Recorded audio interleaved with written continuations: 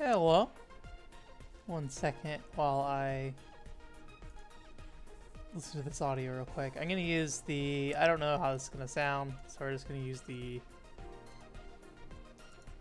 I guess, King of Fighters Gal theme. I don't even know what you call this. So I've never played a King of Fighters, or very briefly played a King of Fighters.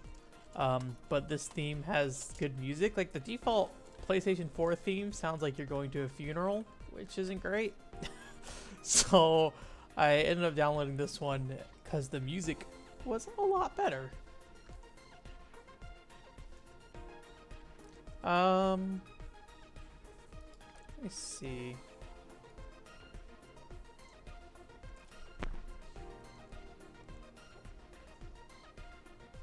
Test, test, test. I'm going to say test a bunch real quick. My audio seems really low, but I don't know. I'm gonna raise the microphone like 3 dots. I'm gonna raise the game audio too here. Yeah, I haven't looked around to see how many other like themes on PS4 have like music, but I wish in general there was like just more customization in terms of music on the dashboard of the PS4. And I wish the Switch had some dashboard music too. It would be nice. The Switch in general is kind of like a very like Nintendo DS interface to me, though. Okay, it's gonna drop it down a little bit more, and I think we'll try starting with that and seeing how it goes. I might check in on the audio after we start playing a bit, and once I have like a steady bit of sound going on here. But for now, I think we'll just go forward. So if you haven't heard, the plan is to play through The Quiet Man twice. Once without the vocals, once without the voice acting, one with the voice acting. If you don't know, Quiet Man is a game about a dude who can't hear. Only appear when spoken dialogue is intended to be heard or understood. For narrative purposes, no subtitles will be displayed for most scenes, regardless of the setting. Language will be auto-detected by your PlayStation 4 system software language settings. We are probably making it English. I don't know. Did I just select something on here? Or is it just telling me that? Alright. What is this? These little lights are cute. But this is a weird menu. We recommend mild for players who prefer to focus on story, and hard for experienced action gamers looking for a challenge.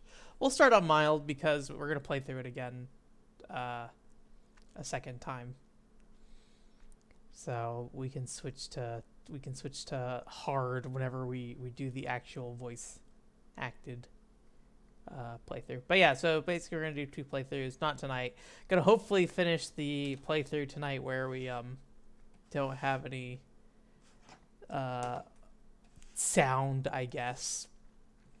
I don't really know to what extent there is no sound in this game. I do know that some of the voice... Alright. This reminds me a lot of a menu in another game, and I don't know what it is. Is this the options menu? Oh, credits, okay. It's like difficulty, maybe? I mean, I think this was the screen that was on difficulty, so I'm going to assume... Oh, I'm bigger than the enemies, and then I'm smaller than the enemies. Okay. I think... There we go. Okay, so I turned subtitles off earlier. I definitely want subtitles on, though. Alright. I'm guessing these are go back and watch cutscenes. Okay, so we'll give it a go. But yeah, I saw this game at E3. There is music at least. I saw this game at E3 whenever they revealed it, and I actually liked the look of it a lot. So I was pretty interested. I like weird games, and in this one, you know, you're playing a guy, deaf dude.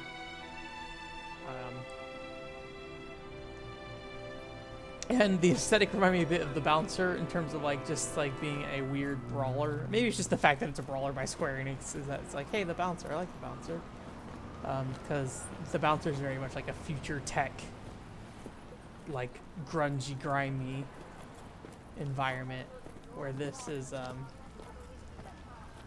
this looks more just like urban, normal urbanish, but I don't know, we'll see. I think this is the E3. Is this the E3 thing? I just remember there being like a hot dog in a bag or something in the E3 one.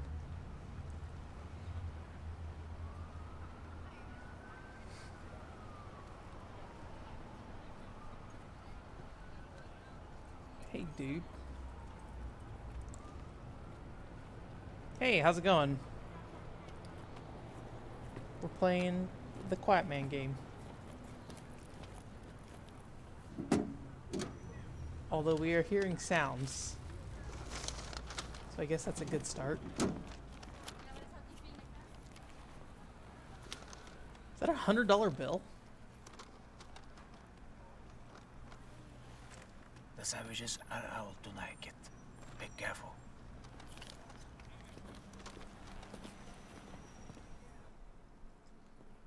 $100 for that hot dog. How you doing, Anthony? You feeling all right?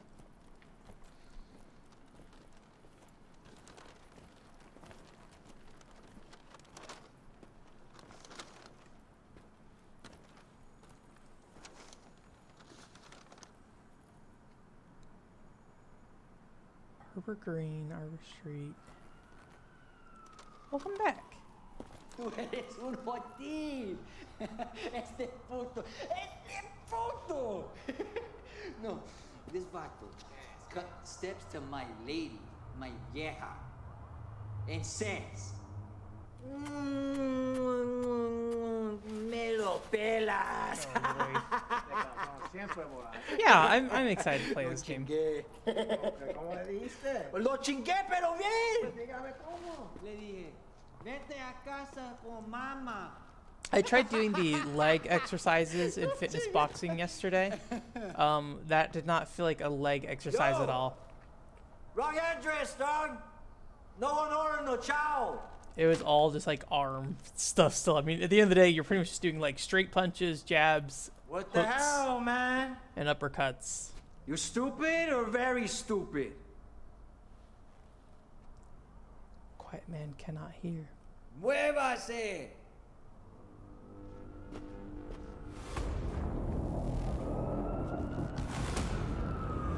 Yeah, I think what their intention is that like you're doing more hooks and uppercuts, which require you to like push forward a bit with your like feet more. I'm guessing that maybe I'm doing something wrong, but I don't know. That's the problem with those kind of games, is that you really can't like figure out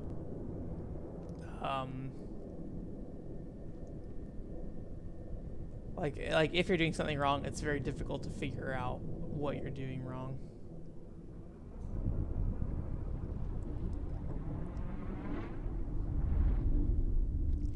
I know everyone makes fun of the character models in this game not looking like the footage, but that like the actual pan across was like super smooth. Like it's really hard to tell. Oh, okay, I guess you're jumping, man. It's really hard to tell like when it switched over, I guess, until you actually see the actual character models, which are not as okay. So we got a dodge. I got butt up. Oh, okay, that's like a grab.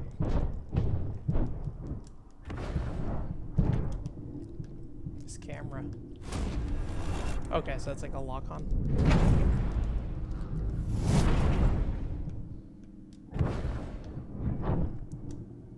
So I'm guessing. Oh man. I'm guessing triangular kicks. I don't know if it feels bad yet.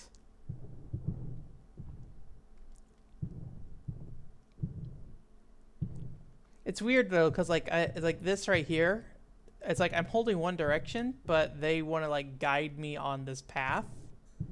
So it kind of pushes me away from where I should be.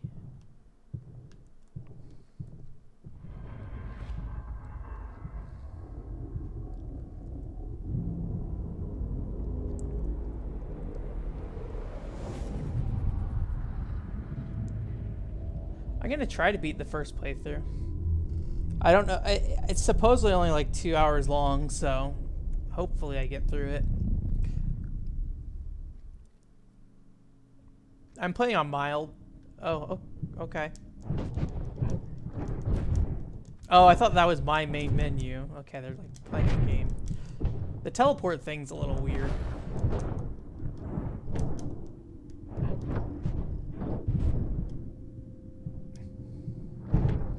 Like they magnetize him or something. It's strange. And I'm not sure when I do this like lock-on thing, if it's like actually doing anything. It seems like I might be like getting a special move off or something, but I don't really know.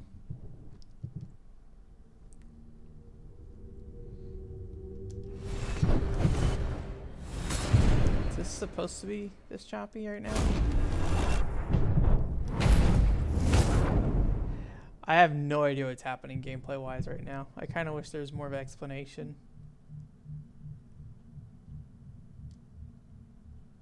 Wait, what? Oh, that's cute.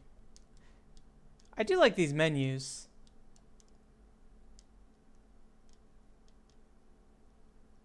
Oh, okay, I just press it once and then it shows me. So it's kick, punch, punch back. Some kind of field. Run. Dash. Oops. No. No taps, no middle button. Okay. So, is it this run? Or maybe I can only run during combat.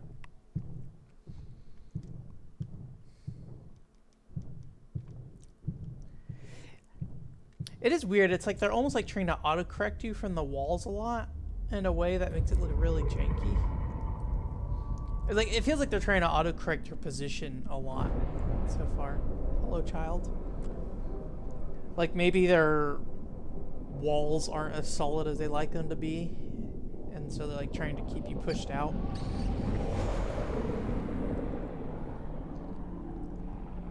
Oh, he's got a gun. Oh, he's like a dude. Oh, that's who we're doing. Our young gangster man.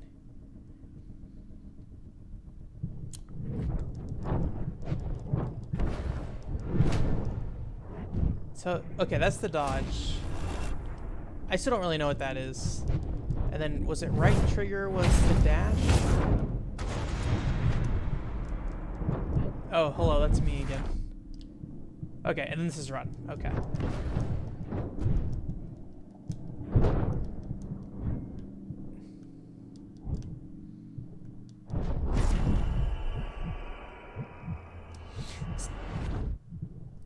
Camera is also a little weird.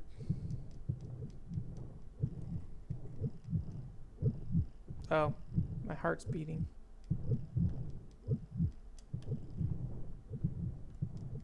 Oh. Only beats when I'm close to things. Okay, so can I run? It looks like I can run at all times. I don't know why my heart was beating there.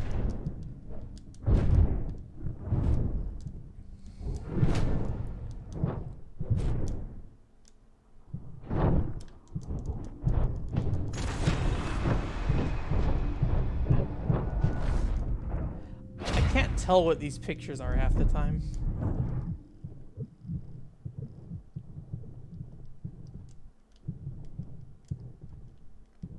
Did I come from there? I think I came from there. But, okay.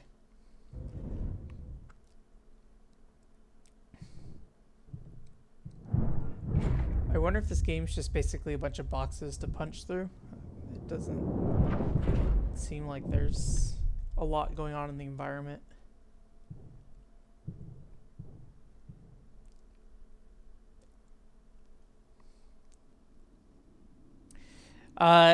You automatically walk and then you hold on R2 to run.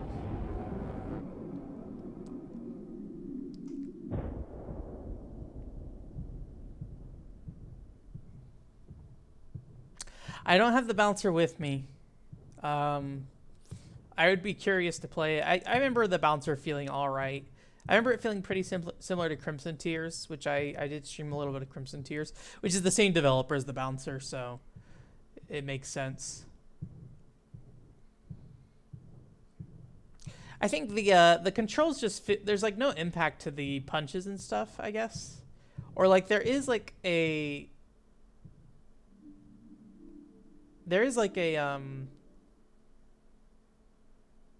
He's take his jacket off. Is what he's telling him. There is like, I mean, the like slow down when you do hit him or hit them, but it just doesn't feel like it connects with your button presses very well.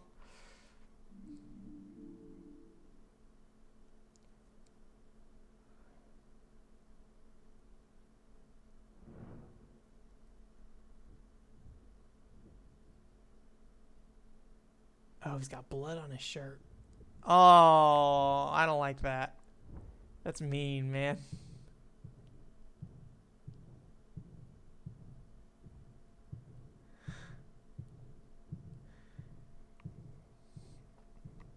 But yeah, I mean the bouncer's not very long. We could definitely play through it once I get my copy back if we wanted to, but I feel like time would be spent better elsewhere. Maybe we can do like a quick play stream of the bouncer at some point. It's not a very long game. I seem to recall the bouncer being more about like multiple paths. I think you could get different paths depending on which character you chose in each section, if I recall correctly. The one problem the bouncer did have, though, was a lot of the backstory and lore happened during the loading screen, so they'd give you dialogue screens between loading, and I had a slim PS2 by the time I played the bouncer, and the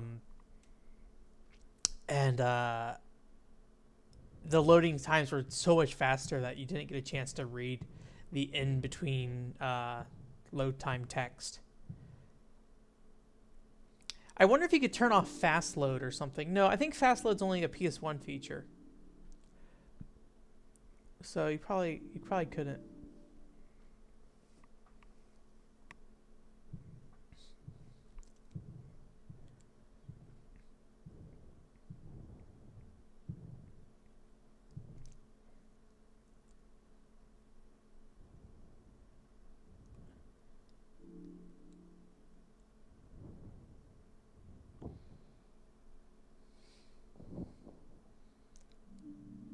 Oh, cocaine.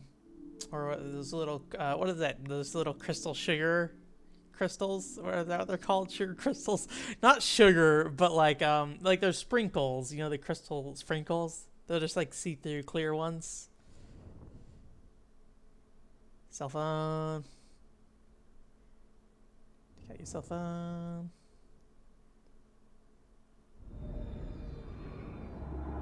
$33. They're sprinkles, Anthony. Real sprinkles.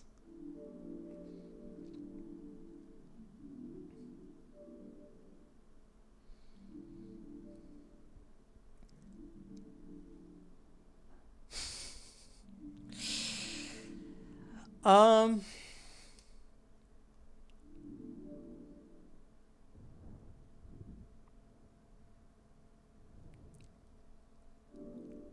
don't know if I have a feeling about the lighting so much. I think I wish there was more visual storytelling stuff happening where you can follow it a bit better. Like if you're gonna go with like the not being able to understand each other thing. Or not understand it, I guess. Like sitting here and just having characters like talk back and forth, I feel like fairly like emotionless for the most part.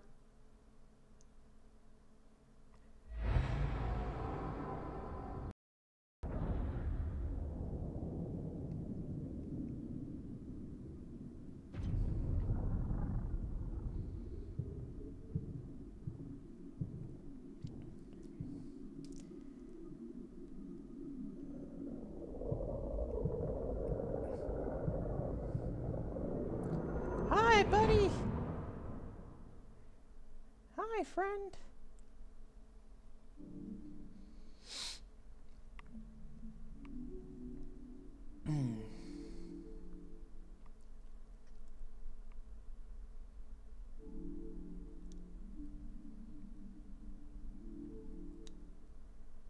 I think this dude looked cute when he was younger, but as an adult, he looks whatever.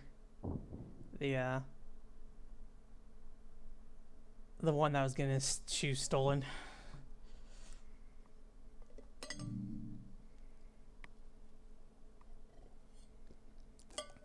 The dude with the money.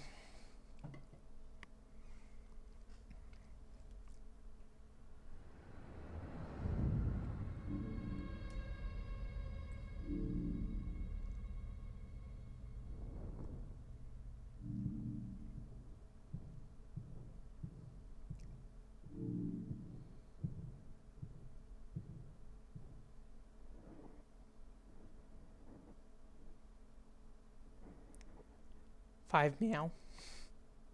I haven't tried reading their lips at all, really. I want you to see me lose.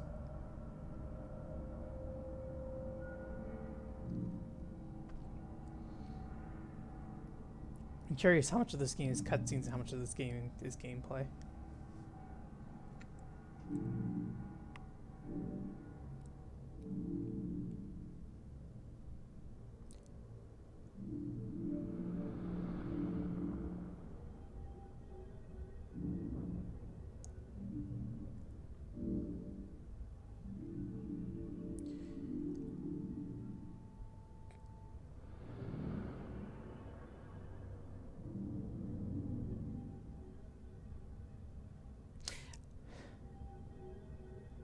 I guess the problem so far is I just have no context for this world and what's happening, so it's like I can't even begin to imagine. I mean, obviously it looks like they had some relationship between them when they were younger, and obviously they're in drugs, but it's like really hard to like even piece together the simplest thing, which I kind of had this problem with Gun Gauge a little bit, where it's like the lore isn't really laid out in a clean way at the beginning, or at least it's not very strong, and so the story just kind of becomes very like, you kind of figure it out at the very end and you're like, oh, okay, versus like actually feel like you're developing something.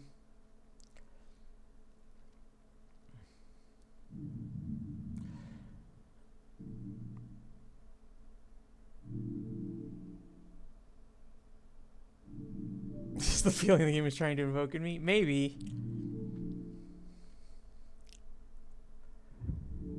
I feel like this cutscene could have been half as long and I would have gotten just as much out of it.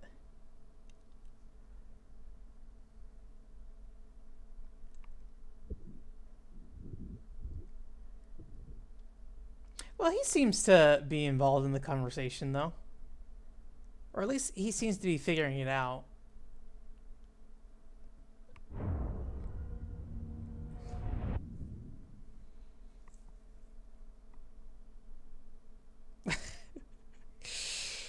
I don't know.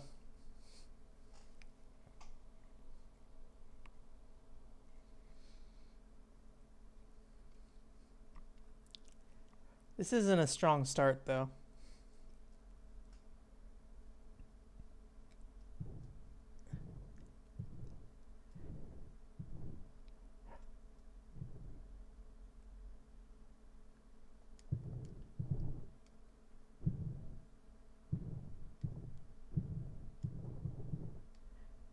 Oh, hello.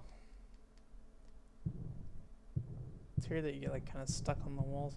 What? Why is my jacket green? Does that show? Yeah. I don't think that's supposed to look like that. I wonder what's causing that. Like, there must be some kind of green reflection happening over here. That is strange. It does seem like my jacket is like changing in level of detail too. Like sometimes it just seems like the jacket's like swapping out, but I'm sure it's probably just shifting around or something.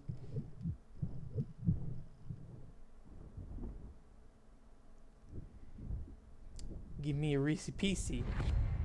Oh, that's a that's a Reese Piecey, if I've ever seen one.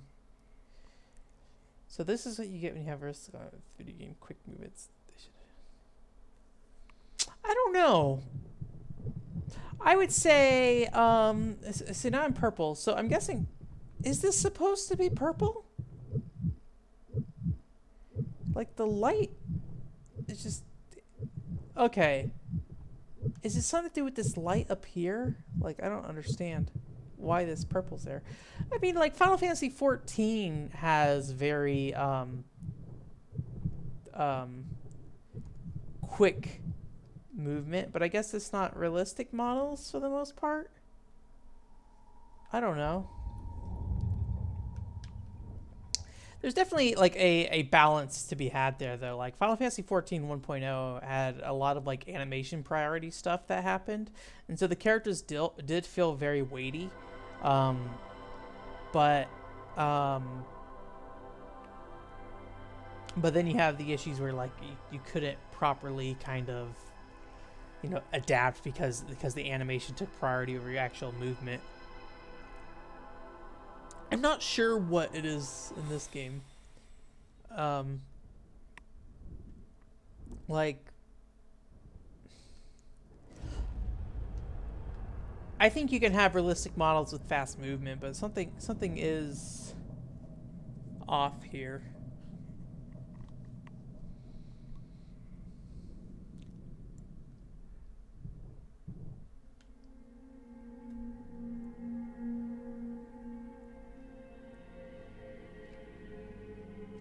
But yeah, I think you're right that the models probably could use a little bit more weight. I think there could be a bit more weight to your hits in general.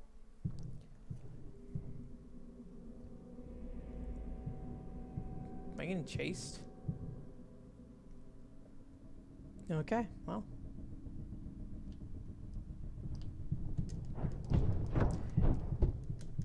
And the way that you like magnetize to people is a little weird. Like, I'm gonna teleport to this guy. Oh, actually didn't do that bad. I'm also not sure like what causes the like this move feels, oh, like this stuff feels good. That, oh Jesus, he has like a machete.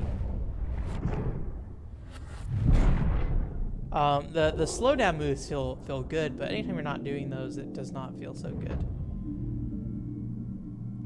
Oh, I'm getting beat.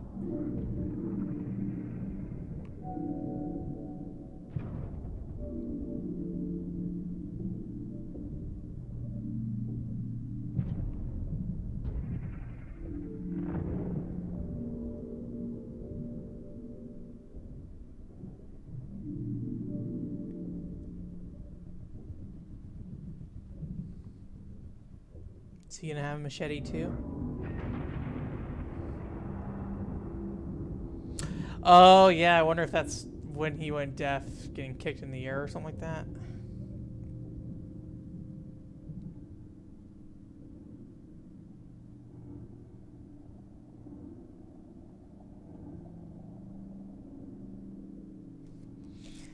I wonder if this is after his mom died or whatever, and the dad's being shitty about it. I never played that Life is Strange, like, Captain whatever. I forget what it was called. Captain something. I like the look of that a lot.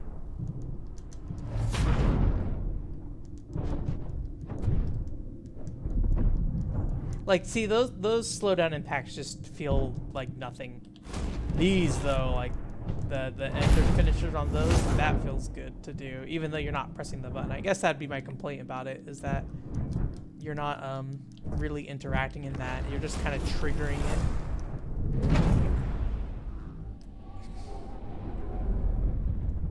No, not Captain Underpants. I forget what it was called.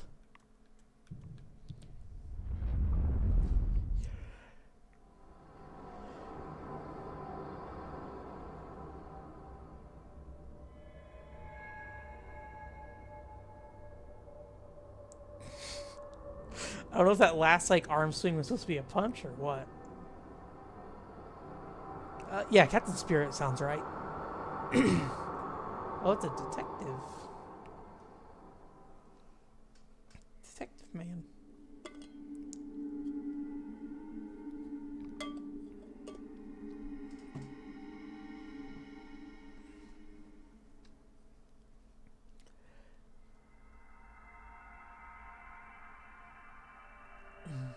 I sent your package, by the way, Anthony, so I will give you the tracking once I get it.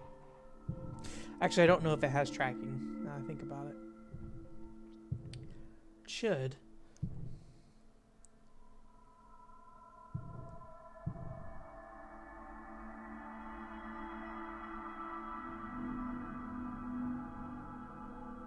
Peeking on people's windows. I have a hard time going around the apartment complex. Like, I don't know what it is. It's just like, it's your eyes get drawn to windows and stuff when you're going through on the first floor if like the blinds are open. It's like a bad habit, and I'm bad about breaking it. I feel bad because it feels like I'm spying on people or something. It's like, I shouldn't do that. I sent it through USPS, yeah.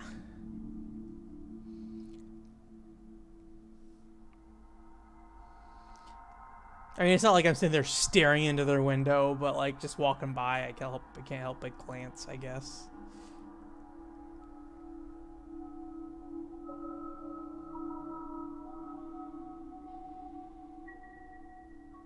That definitely not creepy. I mean, I guess I don't know if they know each other. But if I saw you like sitting outside my window, Anthony, and staring inside and then waving to me, I don't think I would feel very comfortable if I wasn't expecting you.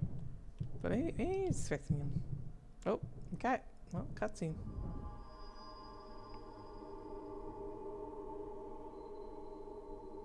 Yeah.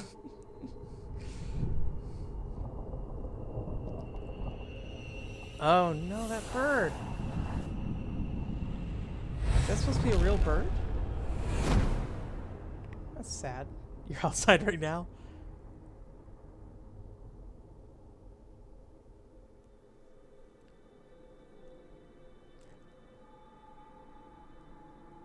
Oh, it's my homeboy.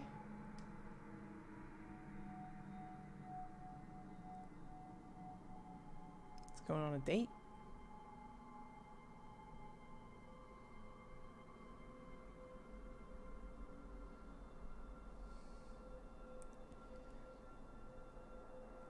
It seems like I have a feeling my dude has a conflict of interest.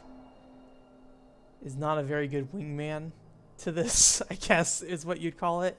I feel so we hired somebody new at work, and man, hey, give the flowers. Oh,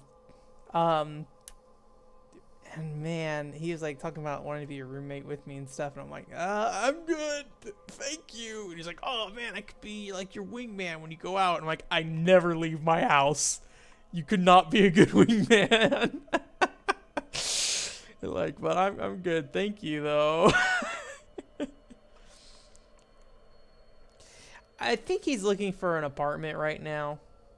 I think he lives with his parents at the moment. He's one of our contractor's little brothers. So he said he was joking, but I don't know. It seemed fairly serious. No, I'm not in a 2-bedroom.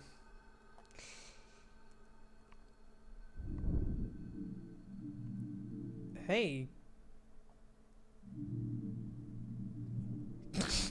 I like how his eyes looked when he just like started walking up. He's just like, oh my fucking god, why are you here?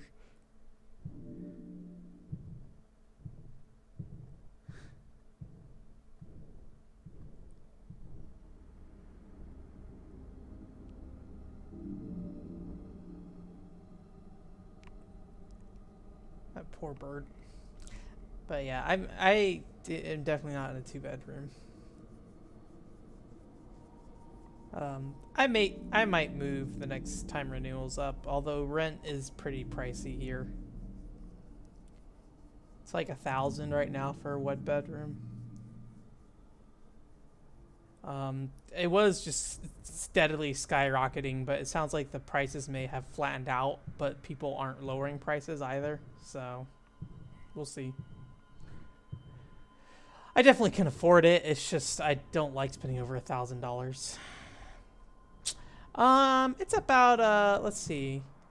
I'd say it's about a 20-minute drive, 20-30-minute drive.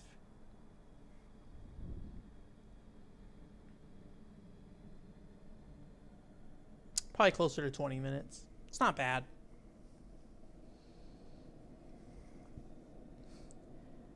I like this dude in the back, his face.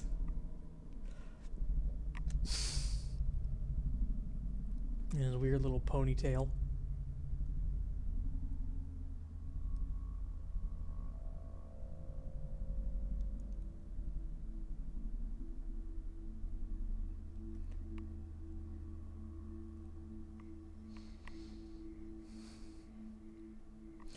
And you know, one thing that might also be a problem is like with this game is that like streaming, it's a lot harder to kind of pay attention to story stuff.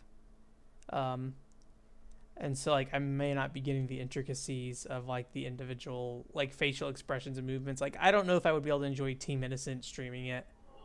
You know.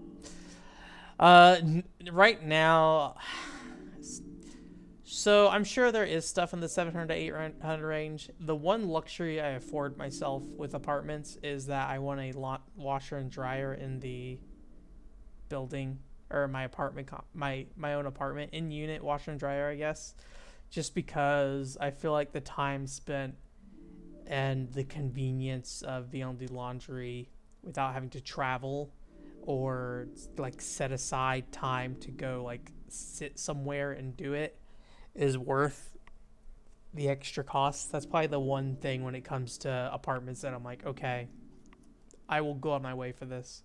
So that is probably the one big caveat. Otherwise, I'd say most things are closer to 1,000 right now. But then part of it's also like neighborhood stuff. I'm sure I could get cheaper stuff if I wanted to. But I've definitely been to some rundown places and just like, yeah, I feel pretty happy with the place I'm at right now. It doesn't feel like they're trying too hard to be like extravagant. It feels like it has the basic necessities and it's generally clean, like for the most part. And it's a lot of like I think lower income families here. And I think that fits well with my sort of environment versus like the other complex I was looking at was like a very college focused complex, and I think it was just a bit much. Like it was just like party, and then like it was like a like when I went to go see it, it was like a giant cookout on the day I was there, and like everybody was just out about and doing stuff. Here I think everyone pretty much just kind of keeps to themselves.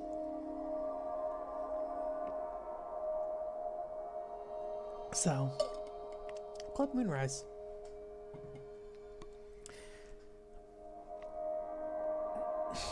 I think pacing might be the biggest problem with this.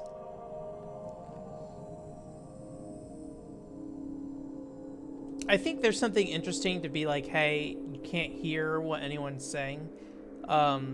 Even if you're saying like, well, it's going to be difficult to tell, but you know, pull away what you can. But it does feel like there's very large chunks of not much happening, and so you don't really feel like you're getting a feeling for what's happening.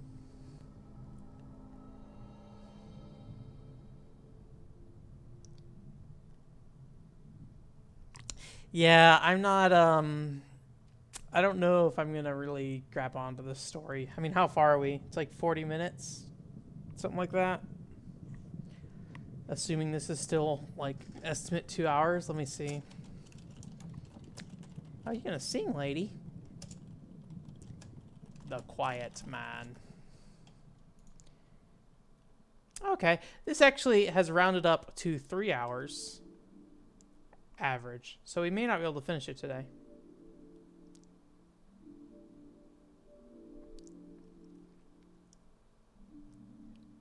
So yeah, we might play through it again next time if it's rounded up to 3.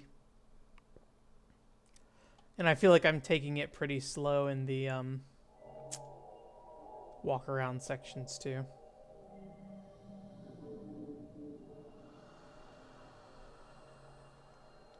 I really don't know how much audio you're getting through on stream either. I mean, there's not much at all, but there's like some kind of like sound occasionally.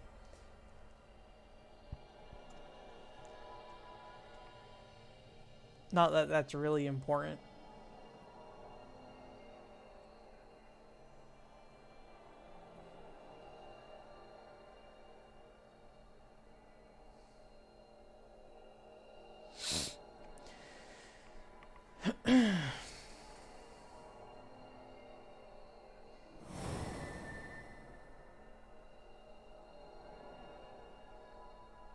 Is this lady? I don't know if that's the same lady or not. Apparently not, because she's dead.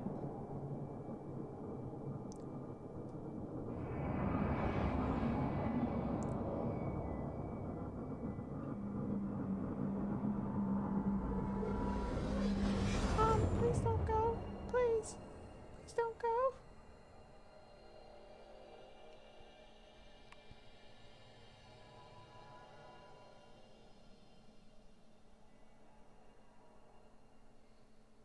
Oh, shit.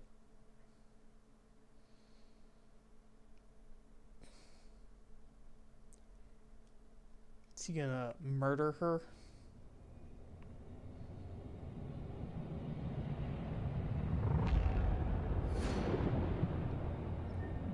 Do I get to fight in here? Yes. Oh no, the people are leaving. I wanted to fight in front of the people. Our frame rate can't handle this many character models.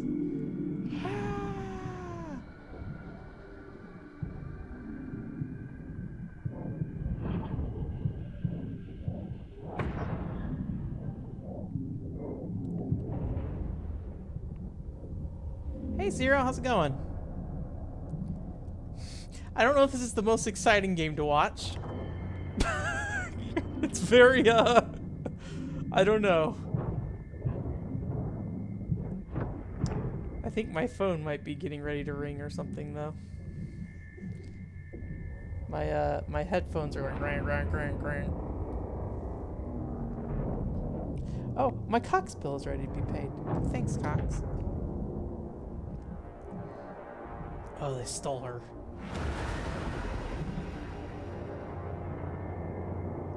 How are you doing today? Doing good? Oh, jeez. Wait, was that his foot or the other foot? Okay. Other guy's foot. There's a little bit of gameplay, if you want to call it that. It's very, very floaty. It's pretty exciting. It's going pretty good though.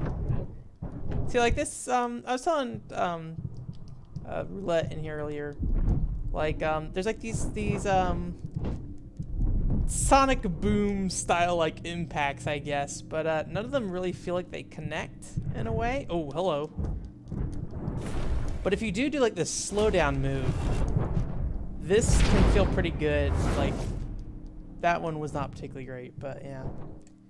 Yeah, it's interesting. It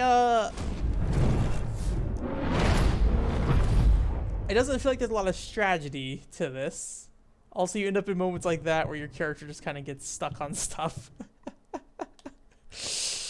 But yeah, it's only like 3 hours long, so worst case scenario, we didn't really lose much. But it's 3 hours in silence mode, I guess you'd call it, and then 3 hours in where you can play it, or I guess basically the first time you play through it, it's silent, and the second time you play through it, the voice acting's put back in.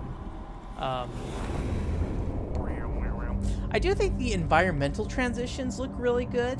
Like specifically in the opening, there's like this sequence where you're looking down an alleyway with real people, and it goes down the alley, and until you see like the character model's foot in screen, you really can't tell. Oh, he's blocking. You really can't tell that it's switched over. But once you see the character model, it's very obvious.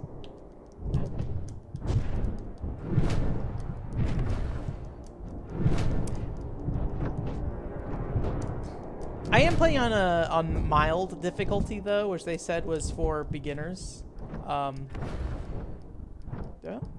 touch me. But I figured if I'm gonna play through it, ow. I figured if I'm gonna play through it twice, I'd play through the second time on hard. I don't know if I can hit him when he's on the ground though. Bam. Okay, I think he's he's done. Oh, no, there he is. Oh. Also, like, I get this slowdown mechanic here, and I don't know what determines when I can get it. Yeah, I think, I mostly heard about it from Giant Bomb, and they were very down on it, but I was interested in it. I like weird... Oh no, that seems like a terrible idea. Everything about that seems bad. Okay. I like strange games, but I feel like the issue with this game is that it doesn't really have a strong pacing, and I think they want you to like kind of read the physical expressions and stuff on these people's faces and kind of glean what's happening. And obviously there's easy stuff like this, like, oh boy, she just got shot, kind of thing. But like, oh, goodbye. But there's like a very long cutscene where you're just talking to a dude, and like no part of it ever feels like it delivers any information. Also, I like when you run against the wall, you just kind of like,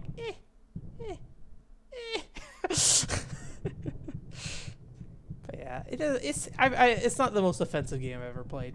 That's for sure. I've definitely played worse. It's playable. Thank you. I don't know why I said thank you for liking that I play weird games, but I don't know. I spent a lot of time growing up being a big Nintendo fan, and I definitely still like Nintendo games very much, but I think at some point I just was like, I want to try out some different games, and then went down a really weird path. I should not do that to me. Yeah, it is a little weird. I think the stuff that really impresses me is when it blends it. I think that's the big thing, but when... but I think FMV is not particularly like super novel these days, probably. You do see a lot of FMV indie games and stuff around. Oh, okay. But yeah, the mix is pretty cool. I'm trying to think if there's anything else like that that mixes FMV and in-game stuff.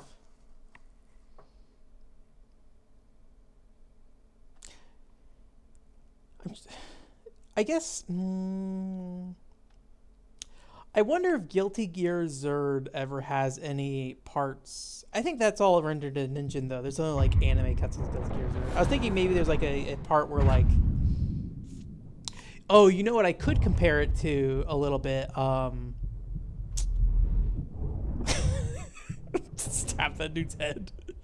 The old Final Fantasy games... Or, well, I guess specifically Final Fantasy 7 through 9. So not necessarily old. I guess you call it the middle period. I don't even know what that would be anymore because we're kind of past it being the middle period of Final Fantasy.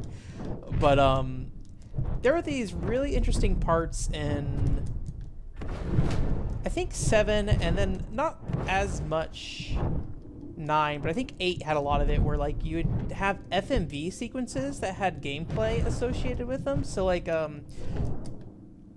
I don't know if you've played 8, but there's basically like this like assault on your school. You have like a flying school that you fly around, which is kind of a weird thing when you think about it, that you have a flying school.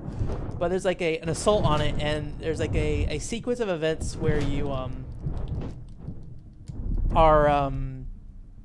I also don't know what my health is in this game. There's a sequence of events where you're like having these two schools fight each other.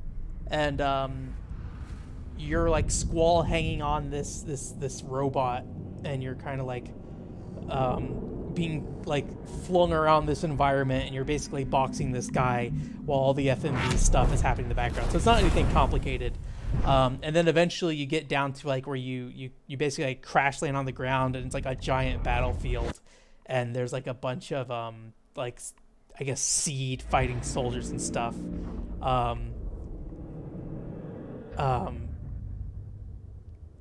Where you're like trying to run, like you're basically running through with your in-game models through this battlefield. Oh, that dead body's talking.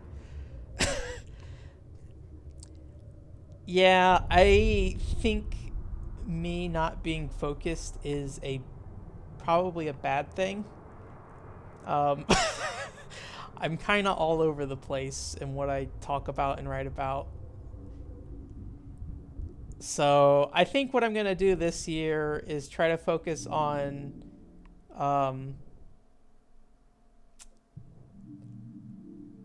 more stuff like Aconcagua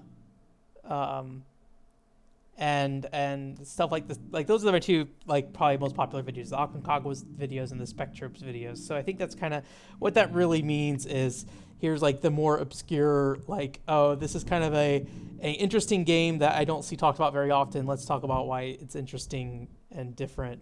And then also like with Spectrobes, I think maybe it's like, oh, this is kind of related to something that you may not necessarily give a shot if you weren't super interested in it. Like I feel like Spectrobes, unless you're in that particular mindset for that game, like Spectrobes really comes off as like a very adolescent kid cartoon cash-in thing, and it has, I don't think that's necessarily a bad thing, but I think a lot of people look at it and think it is like, hey, this is like some, you know, B-rate TV show game spin-off thing, and trying to find what's interesting about those games and then talk about it. Like I'm working on a Shaman King video, and like anime licensed games are much better than they used to be, but back then I think there was a general like vibe that anime licensed games were something that were really great. And I think what's interesting about Shaman King is it does a lot for the Castlevania series because it's like based on the same engine, as far as people can tell. Anyways, that's a long way for putting. I'm going to talk about games that I think should be talked about more, and then games that I think people talk about in the wrong ways. Maybe I don't know. But yes, I appreciate you listening and watching. That's always super helpful. I've had a lot of people come around this last 6 months and say they like my videos and stuff. So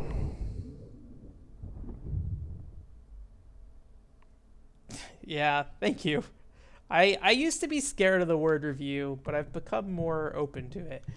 I was not paying attention through most of that, and I really have no idea what just happened. Here's the problem with streaming. I did not pay attention to that cutscene. Admittedly, every cutscene I have paid attention to earlier hasn't really gotten me much help either. Oh, okay. I guess you're turning around on me. There's something about this that reminds me of the beginning of Red Steel 2, of all things. Or not Red Steel 2, Red Steel 1, of all things. Which, the opening of Red Steel 1's really weird. Red Steel 1's a weird game in general. And now there's a envelope. So let me try to piece together how I got here. So there was the dude in the cloak. I beat him up and then chased his vehicle. And then ran into the dude with the ponytail. And that's where I stopped paying attention. And I don't remember anything else up until that point. Yeah, this combat's pretty much just press the square button a bunch. Never stop.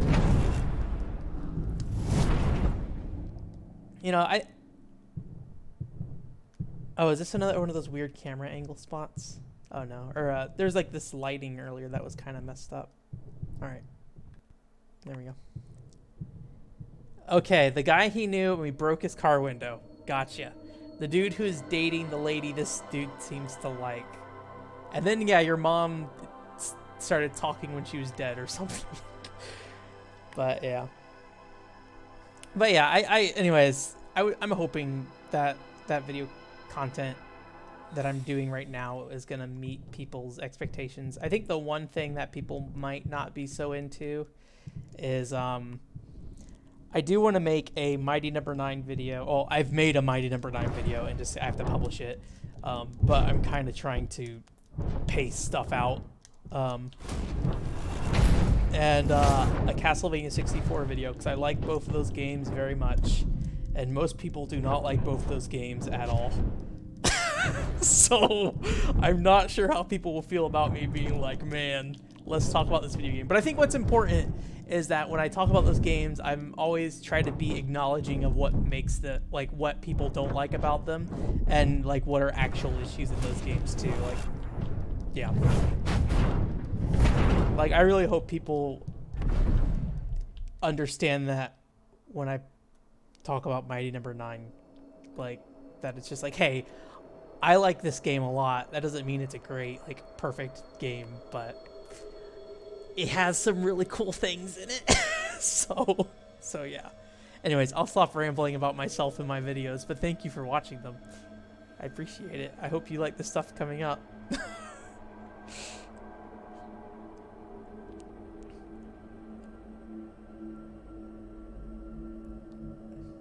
I wonder if you don't have to worry about branding if you're, like, videotaping, because there's a UPS logo there.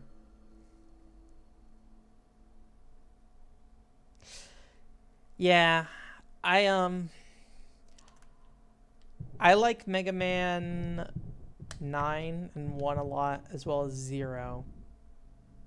I think Legends is interesting, but weirdly enough, I was not super into it. I need to play Legends 2 at some point, though. I think I made a Legends video a long time ago. Yeah. I don't think it was a very good video. I need to stop getting hit.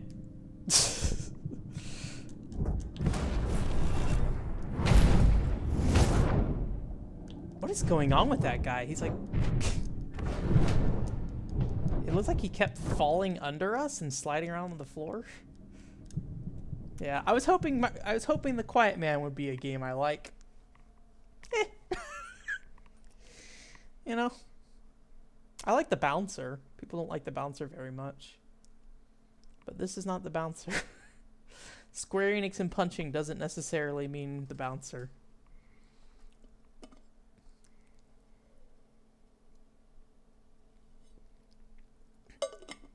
I like that somebody tried this game, though. I like that it exists. But man, I don't... Yeah, so far there's not been a lot here that jumps out to me. I'm really hoping once the voice acting comes into play, I might like the story at the very least a bit more.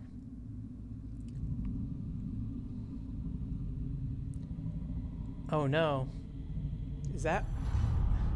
I'm having a hard time figuring out which ones are pictures of his mom and which ones are picture of this lady.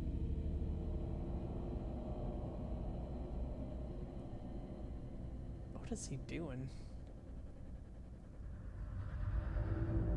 Oh, that's the detective guy. Oh, wait. Is this the dad, or is this just a random police officer?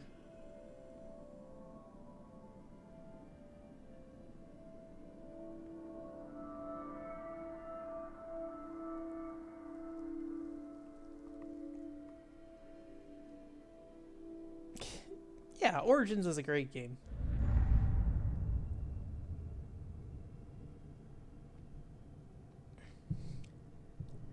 I was talking to somebody earlier on somebody commented on that video today talking about the Spectrum series, and I realized, like, I don't think Jupiter, who worked on the DS games, or Genki have made another game like that.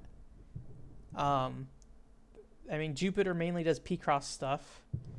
Picross, however you want to say it, I guess. I think it's Picross, not P-Cross.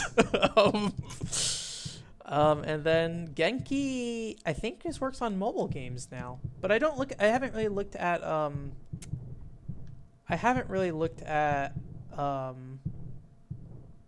their mobile games. So maybe there's something of value in looking at those, but I'm sure they're probably all Japanese only. Yeah, I think it's called like Oedipus Rex or something like that, where you end up marrying somebody who's most like your mother, or you desire somebody who's most like your mother or something.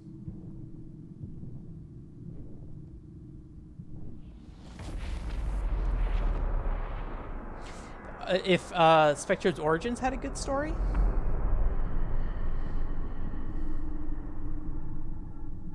Or The Quiet Man. Because The Quiet Man, I really don't know. I don't know what's happening. Spectre's Origins, I mean, if you saw that video, I think I said it in there. It's been like 3 years since I made that video, so I don't know quite what's in there. But I think the core story with Roland and Gina is pretty straightforward.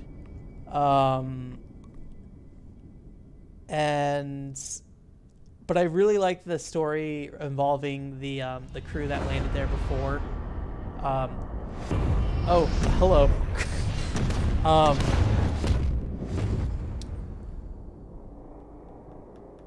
I think there's just an interesting, like, you get to see their whole relationship fall apart in a way that it doesn't fall apart for Roland and Gina.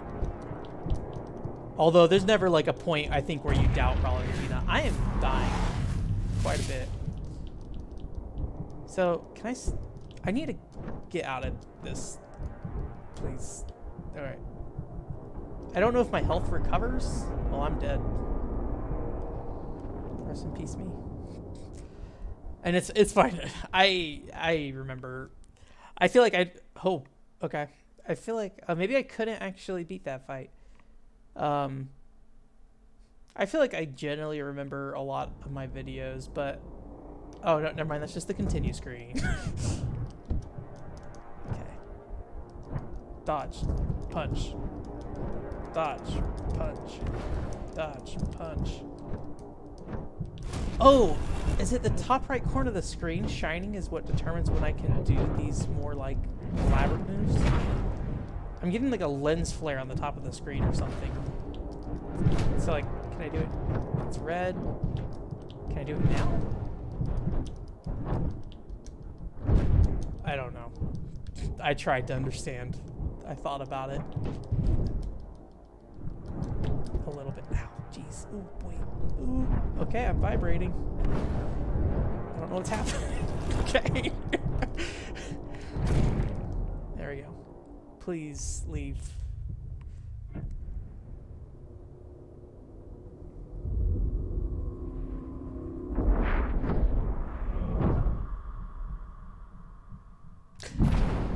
Who's Yuri? Is that the Gina's voice actor? I think Gina was probably the better character between Roland and her. Oh, Roland?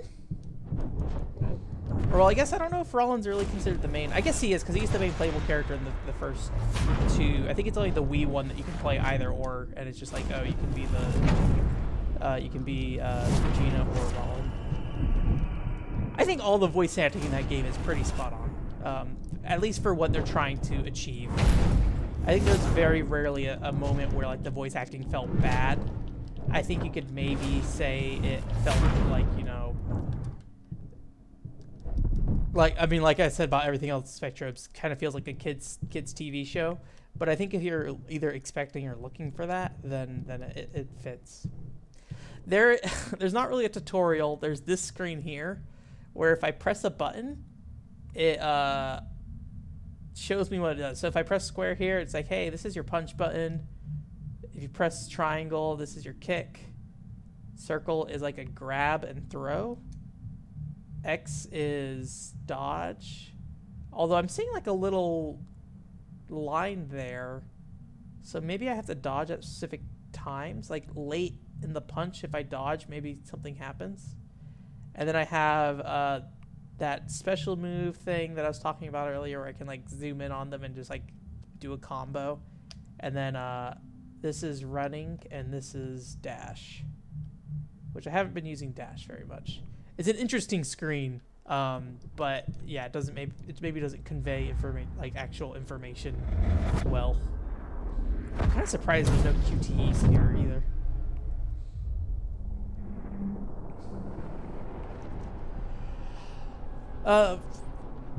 What anime and games does he show up in? I don't think I've ever heard his voice before, but I should probably just look up his IMDb page or something rather than having you list out a bunch of stuff for me. But yeah, I think the voice acting in that game is pretty good. I think Gina's the better character though. Roland's just kind of like the butt of the joke kind of character, it feels like. So I think it has more to do with his writing versus his actual voice acting. Oh yeah. Did he play like the actual Spider-Man guy, or did he play like a side character or villain or something? The Spider-Man guy. Peter Parker. I don't know why I called him the Spider-Man guy. Oh, cool. Yeah, I didn't know that he was so, I guess prolific would be the word.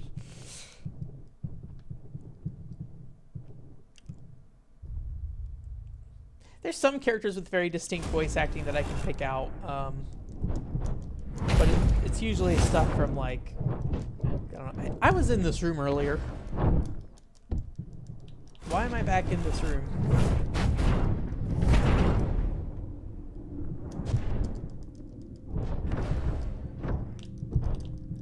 I like these pictures on the wall though. This is just kind of a mess. I'll be honest with you. This game feels just like a mess. Tales of the Abyss, yeah. I haven't played Tales of the Abyss. I've only played Symphonia. Oh, flip me off, dude.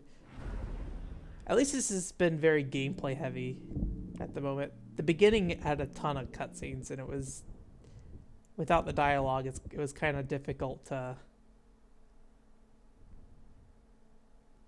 What? Oh no. The police are here. Am I gonna beat up the police? Oh no, I'm just gone. Goodbye.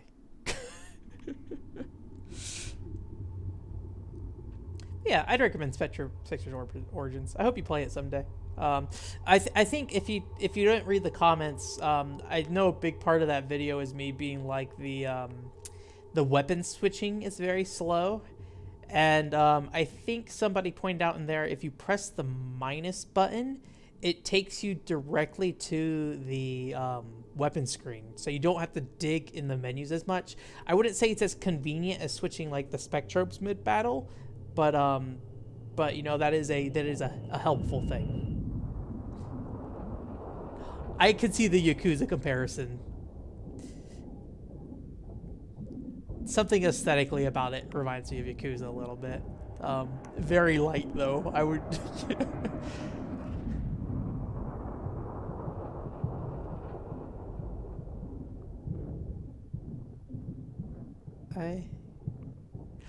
I guess he's mad because that guy killed his mom.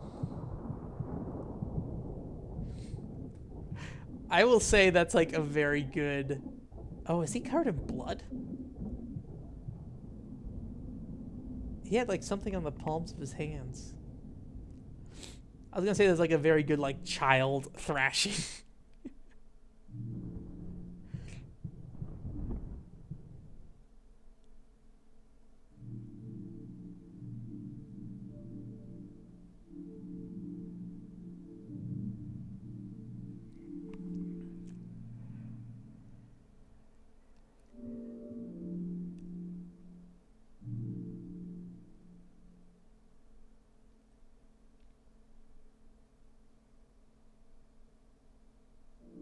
Real life in action combat, yeah. I played Yakuza 2 not too long ago. The original Yakuza 2 is actually... I started playing Yakuza 2 on PS2 around the time Yakuza 2 Kiwami came out.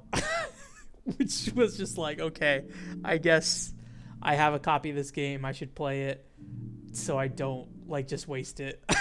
Because eventually I'll just play the Kiwami version if I don't play it now. So, I liked it. It's been a long time since I've played the original Yakuza, so it was difficult for me to remember a lot of the key plot stuff. Yeah, so he can read lips and have conversations, which is the odd thing, because we don't get to... I mean, I guess if you could read lips, you could participate in what was happening here. I guess the hard thing about this is I still don't know if this dude was the dude who beat him up or not. Like if he was his abusive dad or not.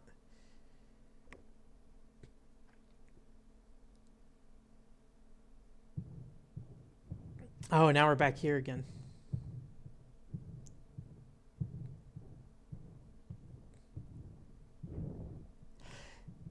Yeah, the second playthrough, you get the actual voice acting, as far as I can tell. I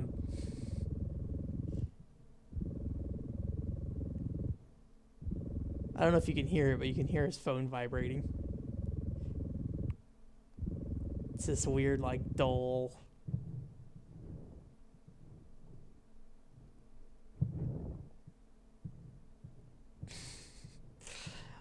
So yeah, I'm looking forward to the second playthrough. I did hear the voice acting's pretty cheesy, so that's always good for me. Or I guess the acting.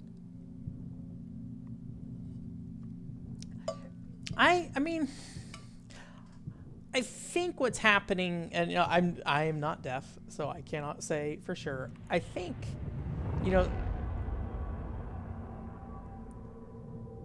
the drowned out sound effects of stepping around and stuff. Oh, it's my mom's blood. Oh, or the blood of the lady that what's it called? I don't think that's how it would be, just because I feel like what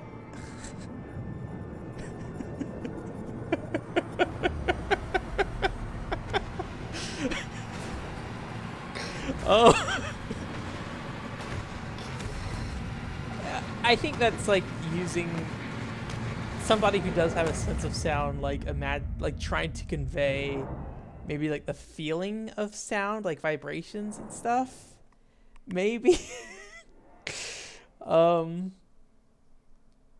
don't know, but maybe it'd be different for like if you lost the sense of sound, because I know my mom lost her sense of smell, but she can still like smell things from memories from time to time.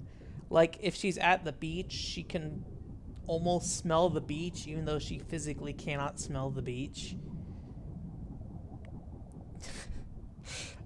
So maybe if you were previously had hearing and then you lost it, maybe like the act of walking around and stuff, maybe you'd get like some sensation of hearing footsteps, even though you might not necessarily hear footsteps. I really don't. I mean, I'm not equipped. I think he may have had hearing when he was little. And earlier they showed a... Oh no. Did I kill all my friends' bodyguards? Did I put the mask on? Did I become the cow man?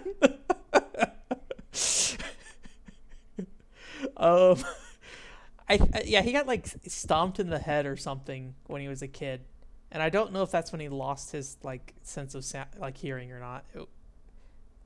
There's not been a lot of exposition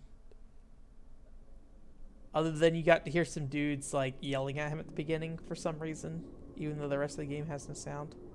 Oh, she's still alive. You're okay.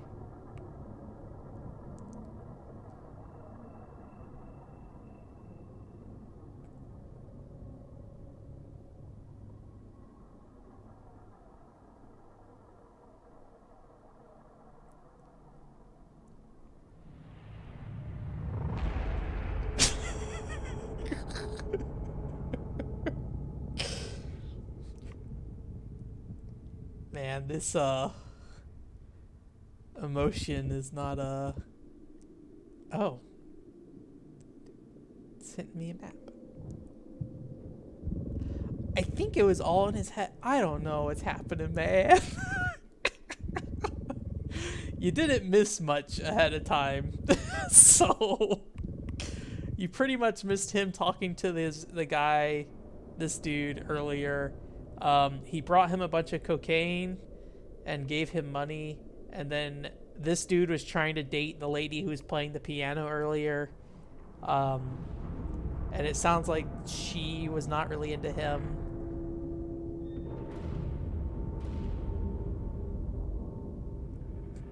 I really don't know. I'm looking forward to the voiced version of this, so I have some idea. I think I'd have a better idea if I wasn't streaming. Because when you're streaming, you're always thinking about what you're talking about. So, but yeah.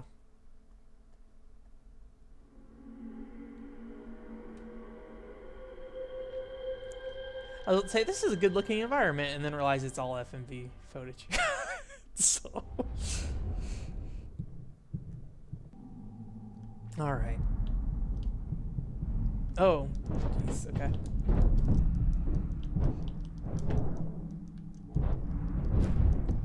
Ow. That like magnetizing is really silly.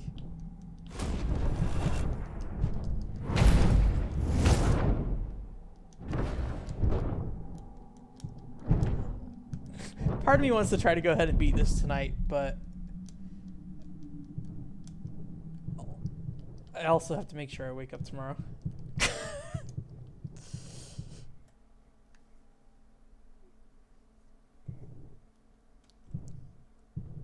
Alright. Also because it feels like things are concluding, but I really don't know.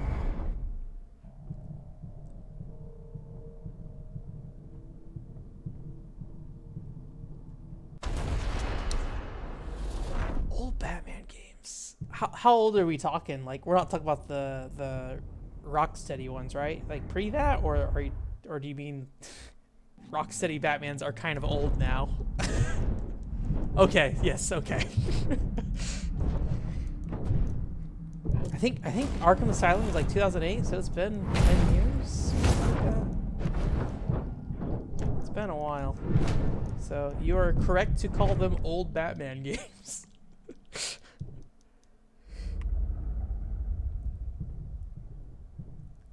I never played those. Oh, I played the demo for the first game. My brother-in-law was really into them because he was really into Batman in general. Oops. But I never got around to them. I think the only thing of note that I have played in relation to those is I've played Red Dog, which I think the developers, or like some of the key staff from Red Dog, went on to make Rocksteady. Alright. I don't know why, like, very slowly turned around there. Red Dog's an alright game. Oh, okay. Apparently that's a door. Oh, okay.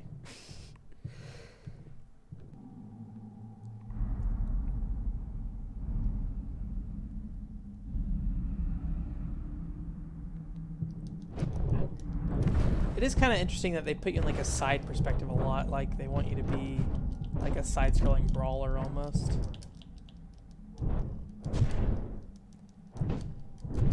But I think most of this game is pretty much just about crowd management. It feels like, I mean, like if you're gonna think about any kind of strategy, what's happening here, and then you like saving your specials for armed foes.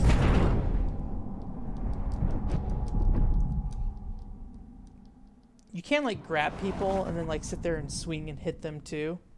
I'll try to do it real quick. Yeah. Get back. But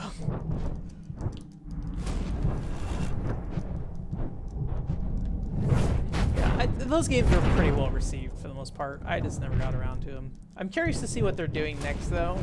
If they are going to keep doing like DC branded stuff. Because they really haven't made anything that wasn't Batman since then. They did make Batman VR, or I don't know what the actual name of that thing is, but the VR experience for Batman. Yeah, it seems like they've been under wraps for a good long time. I wonder if this year is the year we actually see something from them. When did that last Batman game come out? It's been a while.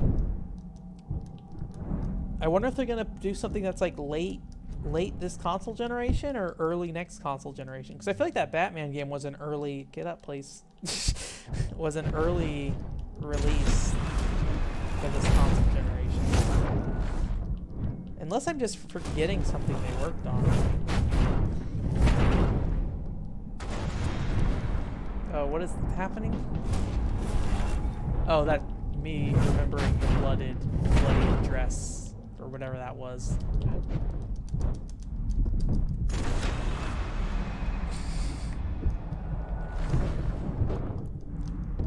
Wow.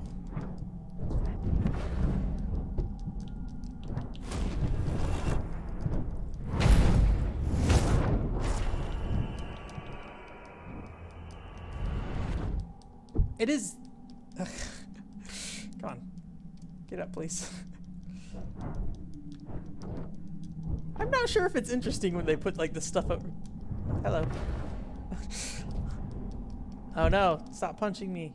Please. Okay, just one punch.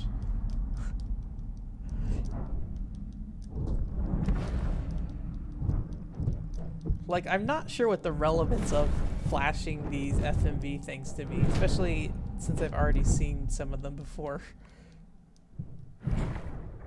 There we go.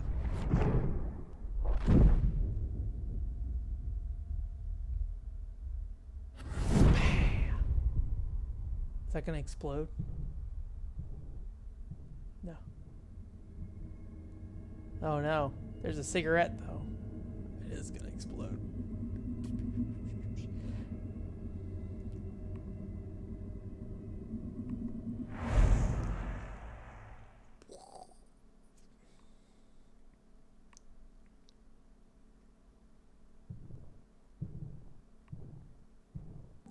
More punching.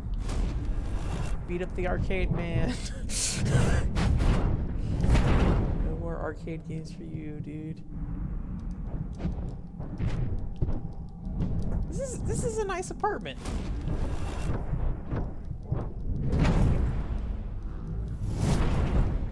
I have thought in the past about getting like a I forget what they're called. Are they called candy cabs? Where it's like the arcade cabinets that you get in Japan that are like you can interchange the boards a bit. I am not an expert in arcade games, or especially Japanese arcade games, so I don't know quite what the limitations are on them.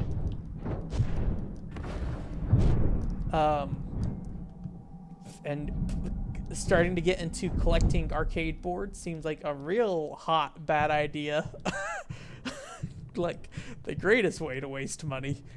I'm guessing through that door. But it seems like a reasonable way to get into some sort of arcade collecting without actually being like, hey, I'm going to just get individual arcade cabinets for these things. Like, I like Space Harrier a lot. I don't know if I like Space Harrier enough to have an arcade cabinet of Space Harrier in my place. That's a big machine to move around.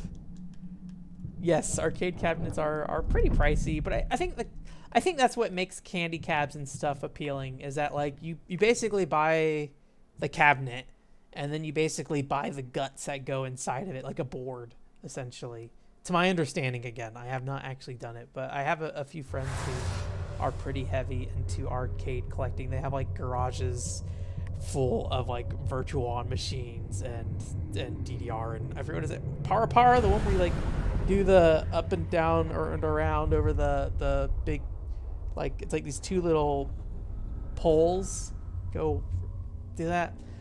They're really into that stuff. They do a lot of local shopping, and they there's also like a black market arcade scene, I guess you could call it, where oh, he's the dude.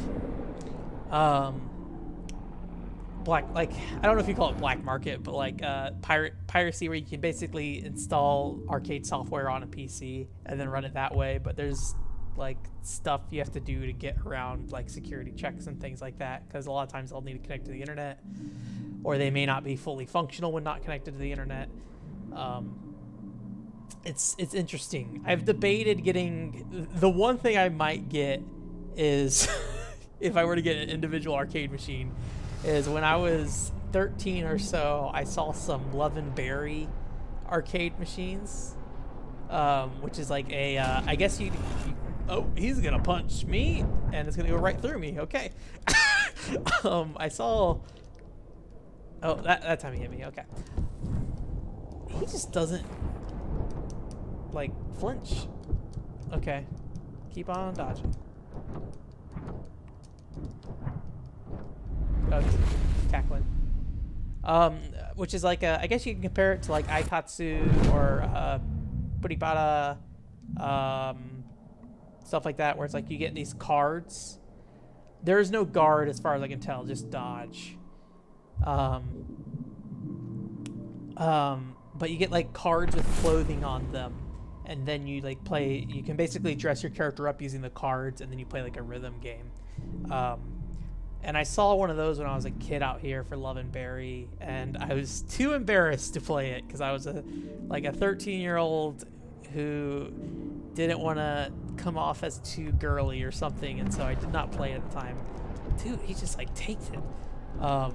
So I did not play it at the time.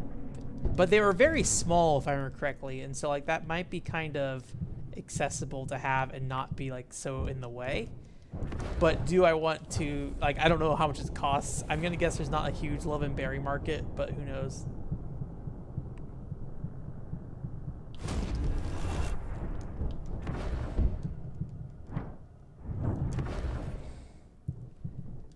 I feel like this entire fight is just like him ignoring any like like he just does not feel anything. Even when I do this thing, it's just like, oh, okay. Alright, I don't want to die, so let's just run around for a little bit. I don't know if I recover health at all, or if I'm just forever red. I think I might just be forever red. Okay.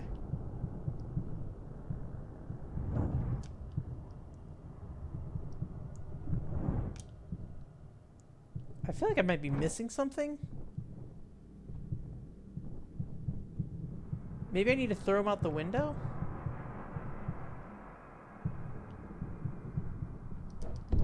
Nope.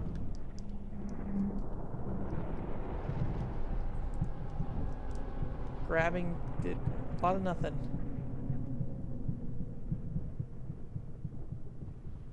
Alright, well. I think I died. That looks like I died.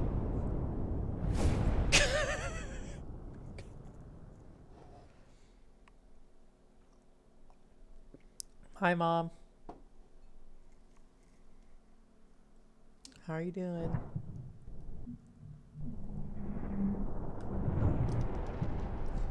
Well, maybe I should just... Oops, well, that's probably not a great way to start this. Maybe I should just poke at him and see.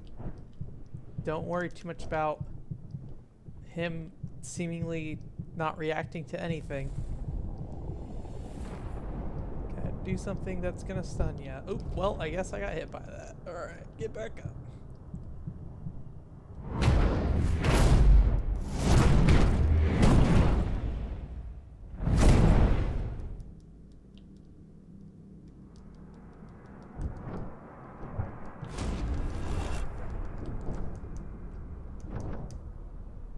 Oh, maybe that's it?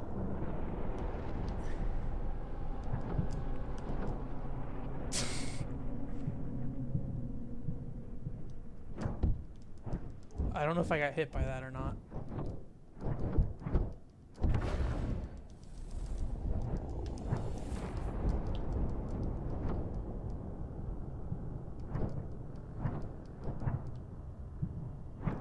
What in the world is happening in this video game? I feel like I'm pretty reasonable guy when it comes to games. I like Mighty Number 9 when most people hate it. I think it's just a bad game. It's probably just a bad game. I tried. At least this moment in particular is, that it? Nope. No, that. Now on red screen.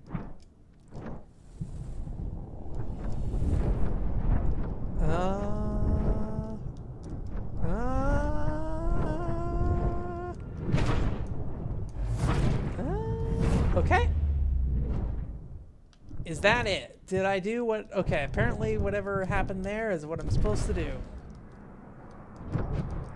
Go out the window, man.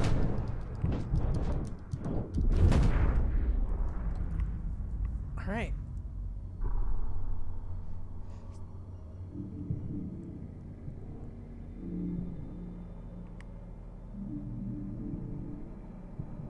He grew up to be a really big dude.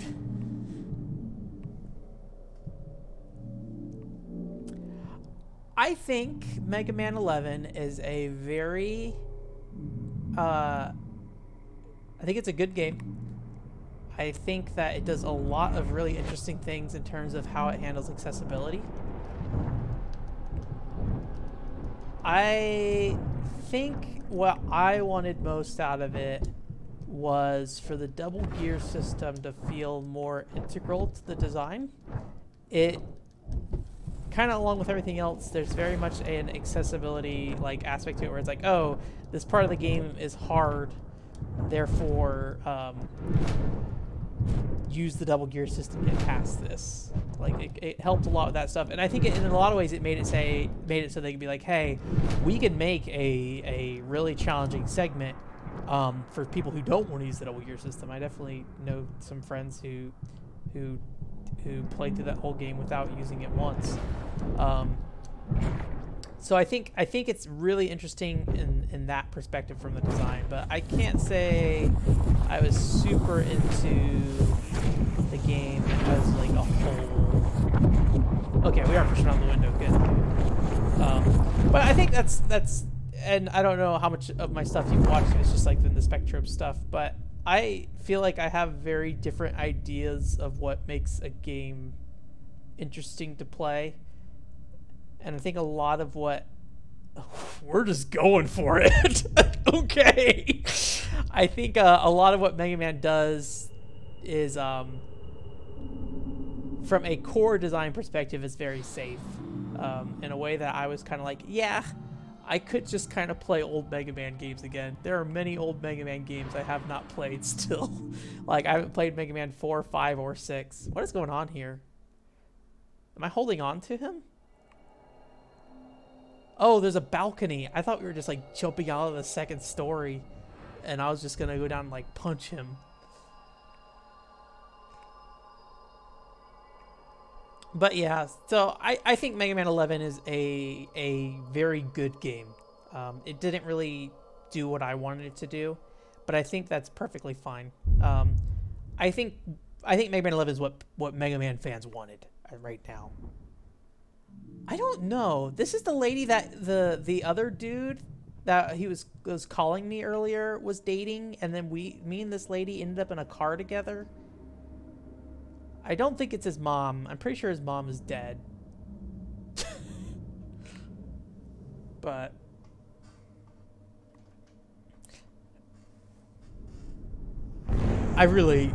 your guess is still as good as mine in a lot of ways, I feel like.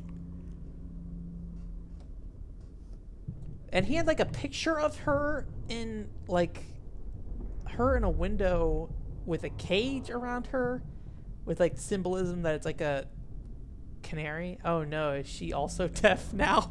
Okay, I thought she was holding her ear because she was like, oh, I can't hear. Do I get to carry her? I want to be the carrier. Please let me move. Oh, dang it, it's a cutscene. So yeah, I have a lot of respect for Mega Man 11.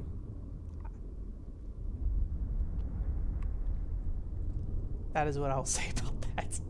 It's like a lot like Undertale. I was not a big fan of Undertale, but I respect a lot of what that game does. So. Oh, nice.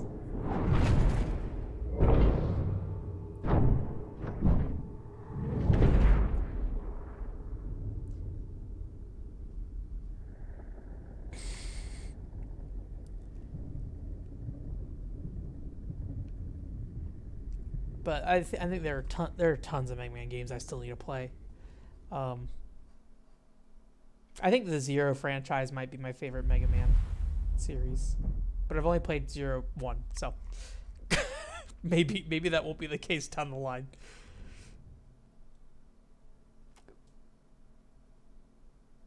But I'm a big fan of Inti Creates games, and Inti Creates did work on that series.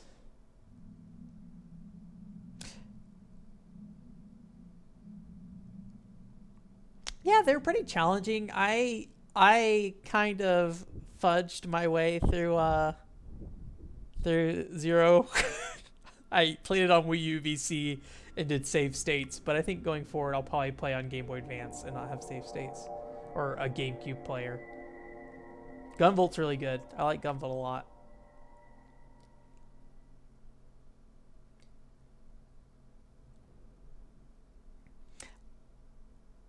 I compare Gunvolt more to like a Sonic the Hedgehog, weirdly enough.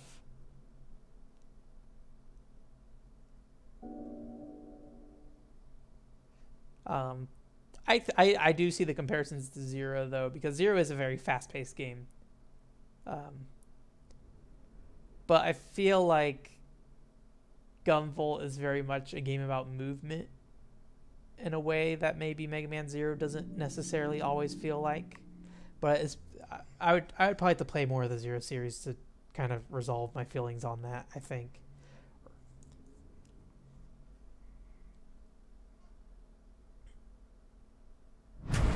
How? Oh, is that my buddy? Do I get to fight my buddy now?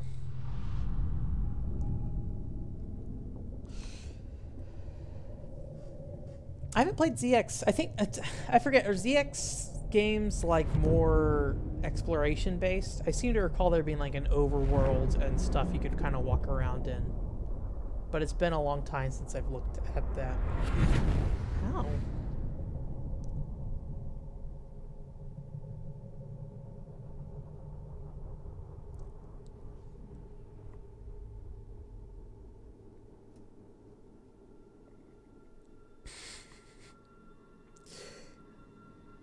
I'm starting to feel the same way about this game as I feel about playing First Kiss Story, where it's like I'm really just playing through this once so I can get to the part that I actually want, the part where I get the actual story.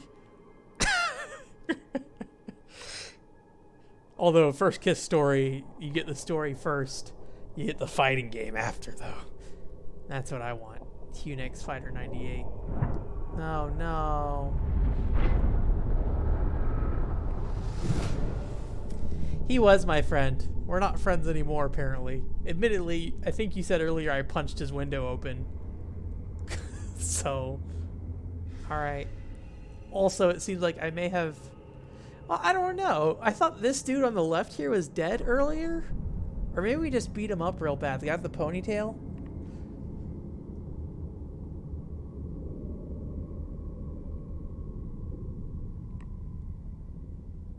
Or maybe that, like you said earlier, maybe that just didn't happen.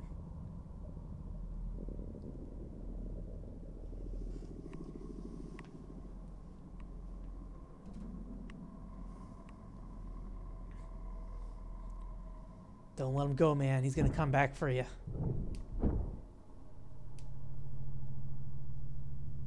Yeah, I mean, this looks like the dude.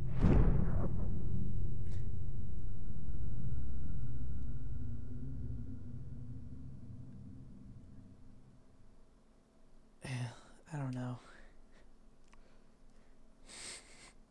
I worry that once we get the voice acting, this game won't be particularly more understandable either. But, we'll see.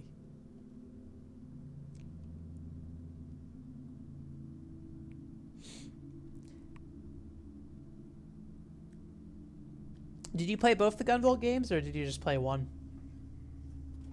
I was thinking recently, I don't remember 2 very well. I think because I never did any kind of like writing about it or anything, so I think it didn't really stick with me, but I remember really liking how Copen controlled. I remember liking it more than 2, or more than 1 in terms of the story as well. I thought 2 had a really strong story. I guess he's just gone.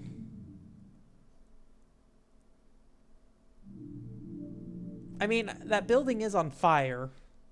So maybe the assumption is that eventually he burns down with the rest of the building. Oh, yeah. Yeah, Gunvolt is... I would recommend playing Gunvolt. I don't know how much it costs these days. I know there's like Switch release. I don't know how you feel about physical versus digital as well. I really recommend Indie Create games in general.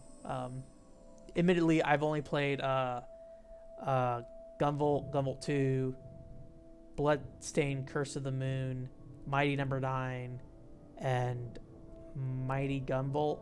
The only one of that bunch I would not recommend is Mighty Gunvolt. I think it's a very cute game, but it is a very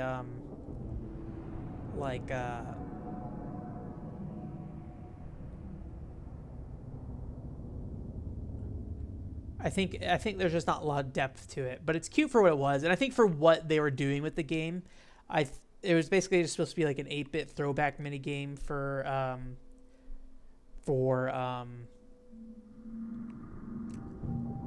Mighty Number 9.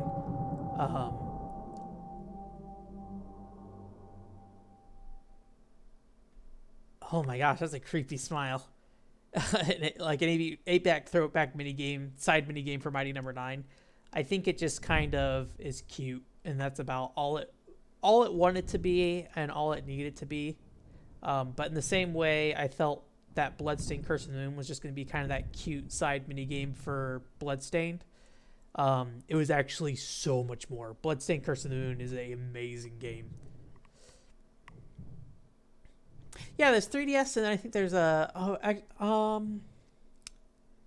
the 3DS version have Gunvolt 1 in it? Yes, it does. It's called Striker Pack. That's right. Okay.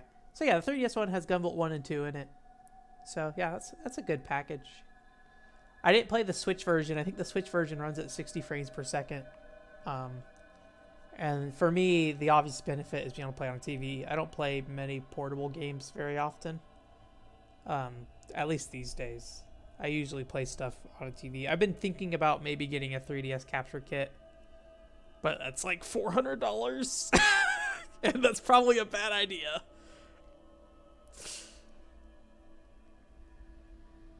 But I would probably use it. I keep trying to talk myself out of it, but I keep thinking like I would play a lot more 3DS and DS games if I could run it to a monitor and capture it. For making video stuff, it'd be a lot easier to cover that stuff. Because Miiverse is gone, so I can't really take screenshots of 3DS games anymore. Miiverse, you could take screenshots and then post them there and then download them to your PC. DS games, I don't have any way to capture those outside of the few Wii U DS games. So that's appealing. But then I'm just a dummy, and like I don't know. I'm not very like, oh, I don't know what it is. Like, I don't know if you've ever seen like a PSP game blown up onto a TV. It looks pretty bad.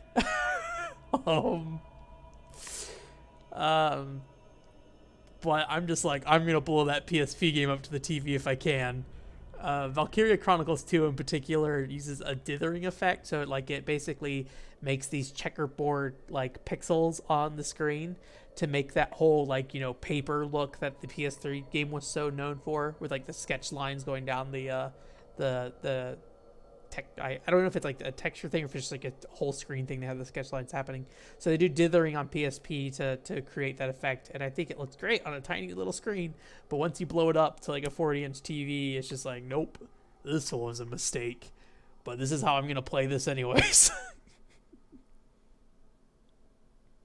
Yeah, there's always emulation. I don't mind doing it if I need to. I think in the Spectropes video, I did a little bit of emulation in there for the original games to capture that stuff. I think it did not capture properly either way. I think if you go look at the video, the bottom portion of the bottom screen actually cuts off. Because I couldn't get it to work.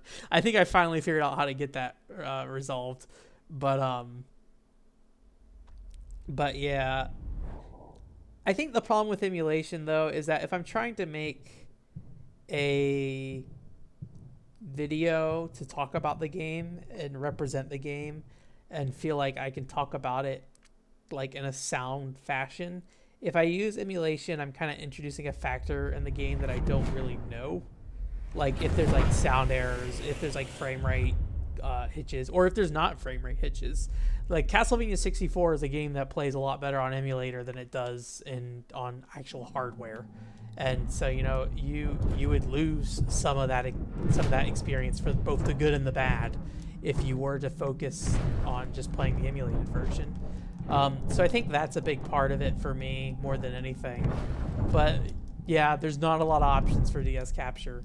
I think maybe one of the more appealing options is you can basically inject DS ROMs into the Wii U DS emulators if you have like a modified Wii U. I think that's kind of my next best backup. I hear it runs pretty well, and you actually can also increase the resolution. But then when you start doing things like increasing the resolution, you start getting into questions like, oh, should I represent the game this way? Like there are HDMI mods for Nintendo 64 to make games look better, and you know that's very appealing to pursue. But then when I'm actually recording a game and displaying it in a video, what do I do? Do I put a like note that's like, hey, this doesn't look like how it would usually look. I'm doing something weird here. On actual hardware, it looks different. Should I be okay with RGB modifying Nintendo 64s? I mean, it's not that big of a deal and not that big of a difference, but it's a great way to talk me out of buying a HDMI kit for the Nintendo 64 for hundreds of dollars. So I can go like, okay, well, I'm just gonna use S-Video because I need to not be doing whatever I'm doing. Because S-Video is cheap and a lot better. But it's also the only real, official, highest quality output for Nintendo 64. So, you know, it's a hard line to walk, and I try to do it in favor of what will save me money, because I have a pretty good job, but I should save more money. That is for sure. I'm gonna try to go to Japan at the end of this year. That's gonna be a lot of money. So trying to talk myself out of buying stuff like that. Why does it just keep like cutting to his face? So, but yeah, like for your own personal use, Nintendo DS games, nobody's making money off those. GameStop is, you know, third-party sellers are. And, you know, there's an argument to be made about, you know, supporting those, you know, used game industry and stuff like that. You know, having that stuff available, you know, supporting local retro game stores. I think there's a lot you could be said about that. But sometimes stuff gets unreasonably expensive for what it is. Like, I'll never have a copy of Burning Rangers because it's like an hour-long game and $300. so I'm not gonna, you know, put $300 into playing Burning Rangers. Yeah, the Nintendo Takedown. Yeah, that stuff is still out there. I recently talked to some people to kind of find some better ways, because sometimes I try to do some data mining in the Shaman King franchise, specifically to figure out if those Nintendo DS or Game Boy Advance games actually had any like signs of it being actually running on the Castlevania engine, because it seems like everybody assumes those Shaman King games on Game Boy Advance are running on the Castlevania Area of Sorrow engine, but nobody really knows for sure, it seems like. And so I wanted to do some actual data mining to see if I could figure that out, and I could not figure it out, unfortunately. But I was trying to find a ROM for that, and it's surprisingly, I wouldn't say difficult to find the ROM, but you end up on a lot more like shady sites and stuff. But apparently, I think it's Emu Paradise. They have like a backdoor way that you can access ROMs, it sounds like. And then archive.org apparently has a bunch of ROMs there. I haven't gone and looked over there. And those are like, not like I think it's still questionable if they're legal, but I think they are basically being given like a pass right now until they figure out what to do with it, is my understanding. But I really didn't look into it very much, so I don't know for sure.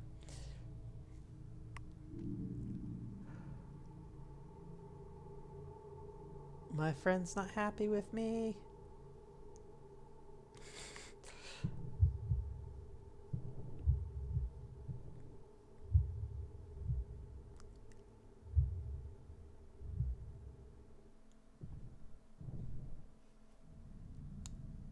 I have to wonder how much more of the game there is, though. If it's 3 hours long, I'm like, what else can happen? My friend has betrayed me. I'm probably going to go beat my friend up. And then what? I guess maybe the masked man? No, the masked man was that other guy. We already beat him up. Oh, that guy's a bat. Let's beat him up. Hello, lady. I still don't know if she's dead.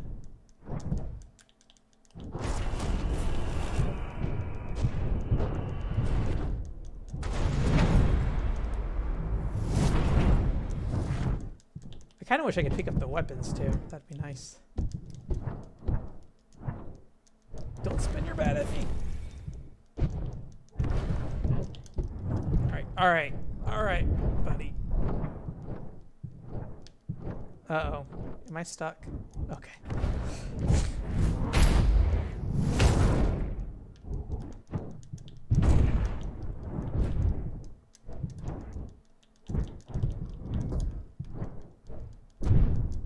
Okay.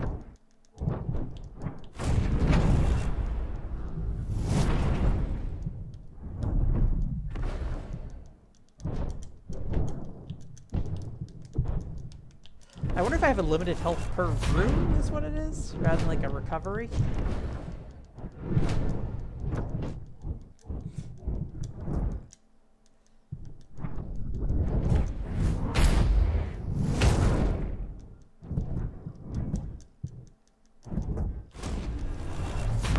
Okay, we're teleporting all the way back here.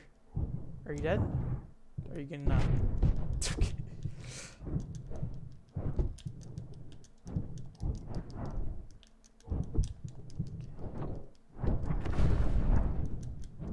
It seems like once they get in the like defensive mode, you just gotta sit there and dodge a bunch until.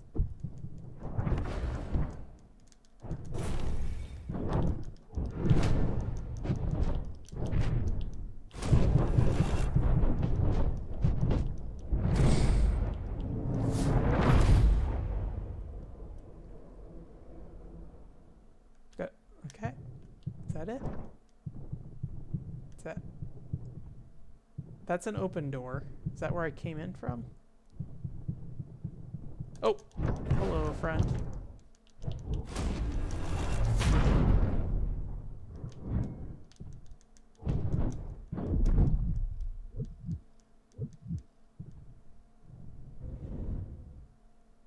All right. Punched a bunch of.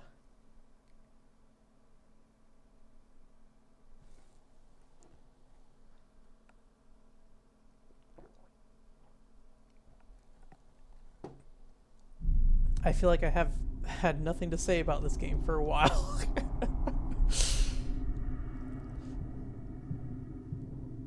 Club Mooney? Some of the lighting effects in here just don't look right. Oh.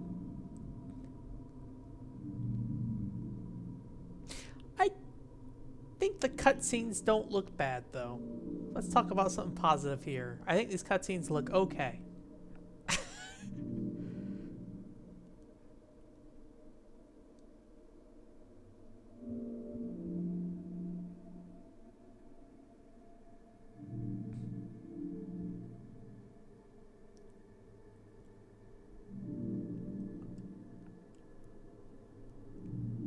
Is he actually gonna fight me this time, or am I just gonna fight the two guys standing there again? Also, I don't know if he's doing a full cross or if he's just doing 1, 2, back up, then a, like right and making like a, like, I don't know what that is, because it doesn't look like he's going back this way. It looks like he's just going up, down, right, that way. But maybe it's just a perspective thing.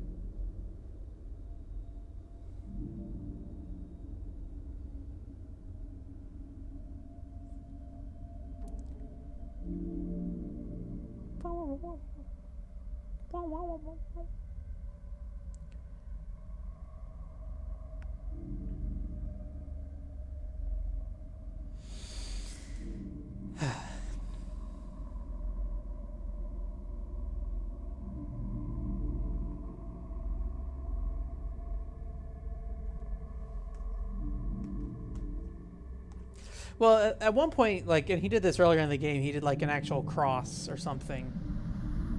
He's like, does it. It was like very, like, it zoomed in on his hand while he did it.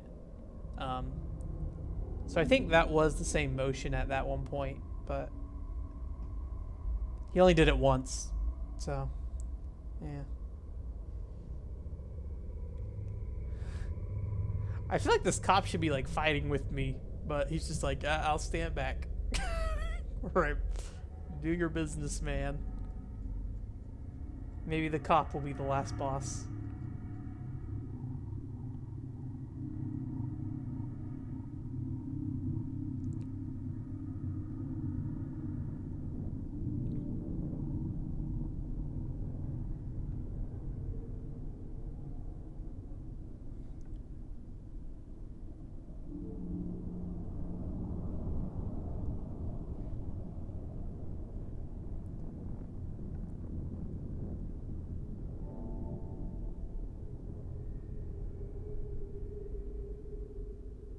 Okay. Alright, goodbye. We're not fighting you yet, I guess. It looks like he took out a pistol, though. Maybe he just straightened his pants. Alright, we have to fight your men. Maybe someday we'll fight our friend. And Xenoblade Chronicles X. And I'm going to talk about Xenoblade Chronicles X here for a second, but I'm actually curious about what kind of JRPGs you like. If you want to talk about JRPGs, because I have nothing else to say about this game. Oh, he looks a lot thinner without that jacket on. Xenoblade Chronicles X, there's like a song in there. I think it's just the battle theme, or maybe it's Black Tar when you're in the mechs or something. And there's like a lyric in there that talks about like shooting your friends in the head. And it's just like a really weird and out of place part of the song. It's just like a dude asking you how it feels to shoot your friends in the head, how it feels when you kill them or something like that. It's just like, what in the world is happening in this lyric? It's like, because it's not really it's just the general battle theme, so it's not like it's really a part of anything.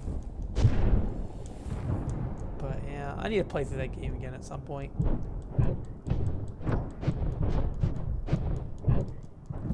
It has its problems, but it's interesting. I lost my 100-hour save file though, so I gotta play through the whole thing again. I'm a big Monolith Soft fanboy, so it feels required for me to go back and play it. So. It's just like, I don't know. I just had to wonder who wrote that lyrics, if they understood what they were writing. Was it like a Japanese person being like, oh, I know English words and I'm going to try to like in not Team Innocent. I'm playing First Kiss Story and one of the girls has a shirt that just says Future X, and it's like, okay, yeah, you can have a shirt that says Future X on it. But yeah. Oh boy. Don't kill me, please. I should pay attention to this video game. I can't just click through everybody now.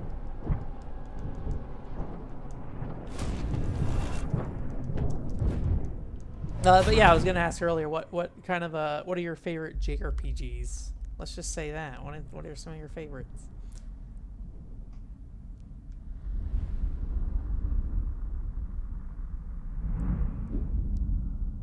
Something about this dude, I like how like he looks a little bit. I don't know why.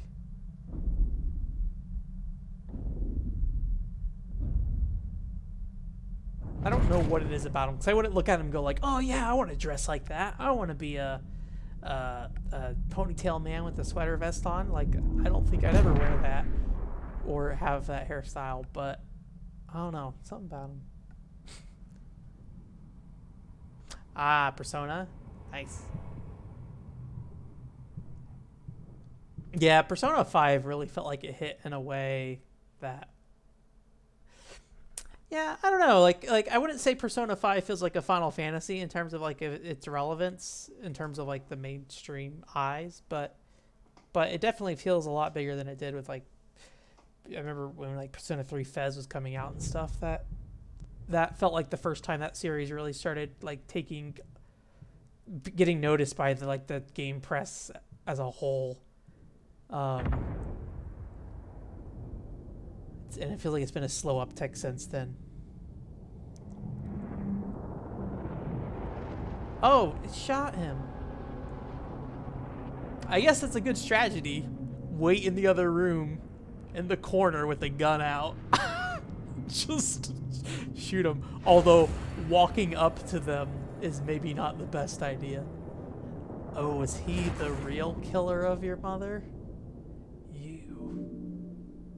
It was me.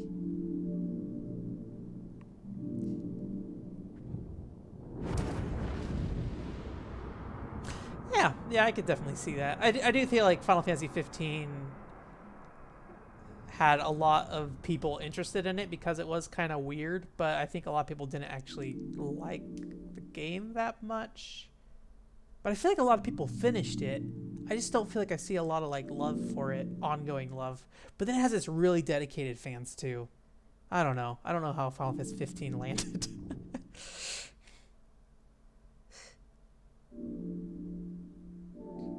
you say what now? The closest thing I've played to a well, I guess a Shin Megami Tensei game is Mach X. I liked Mach X quite a bit for the Dreamcast. I didn't play the PS2 version. Yeah, maybe. Like, yeah. I think there's a large fan base for 15.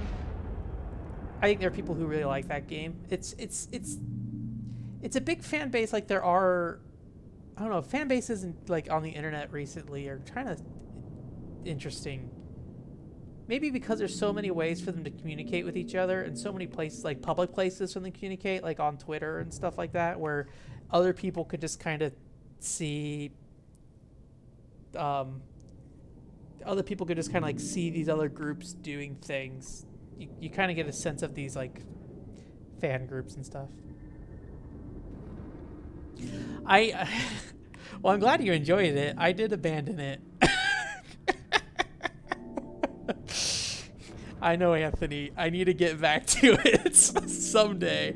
I want to play the Prompto DLC, though. Someday. I got like 10 hours into 15 and didn't finish it, unfortunately. I'll get back to it. Don't worry about it. Someday. Someday.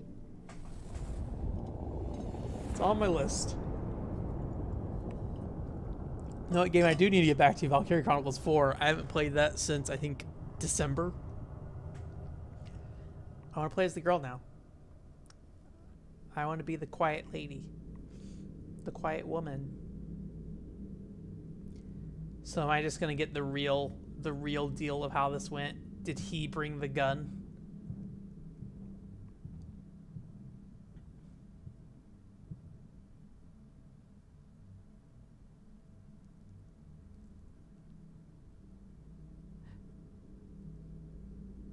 He was the gun bringer.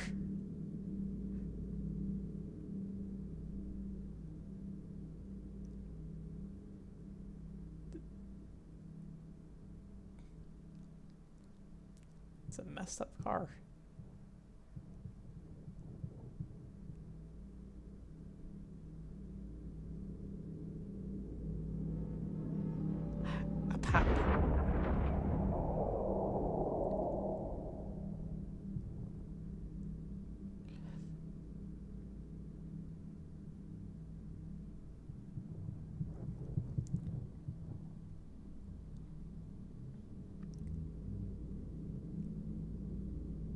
Oh yeah, I need to get back to Phantasy Star as well. Oh. That was his first taste of blood. Yeah, it's just really hard to get into 8-bit RPGs. I'm really surprised you got into it as much as you did. Or I guess continued to go through it as much as you did.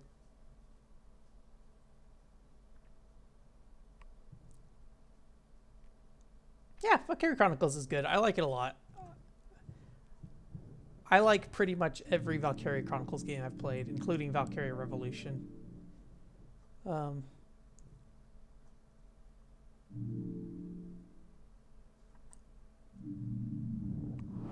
I think if I ever get into Persona, I'd probably play Persona 4. I feel like that game's just considered, or Persona 4 Golden, I feel like that game's just considered like a really solid entry in that series, and like where it really like hit the good mix of like both polish and interesting design, I guess.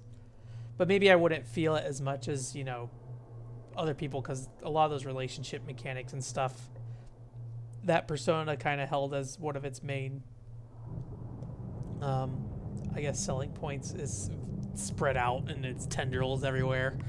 I feel like every RPG has a little bit of Persona in it now. But I think I'd be into it. I like Japan.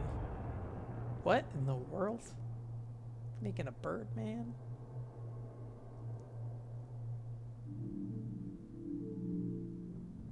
You are the bird man. Take it.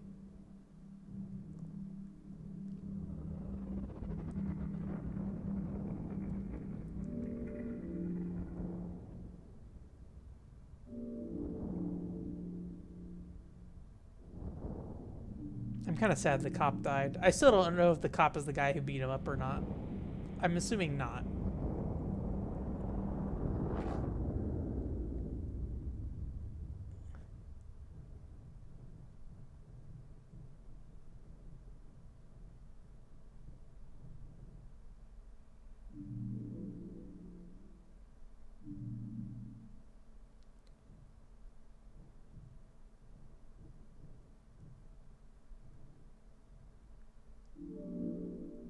I wonder if they subtitle these sign language segments or not in the, what's it called? Oh yeah, I definitely could see you not getting into the time mechanics.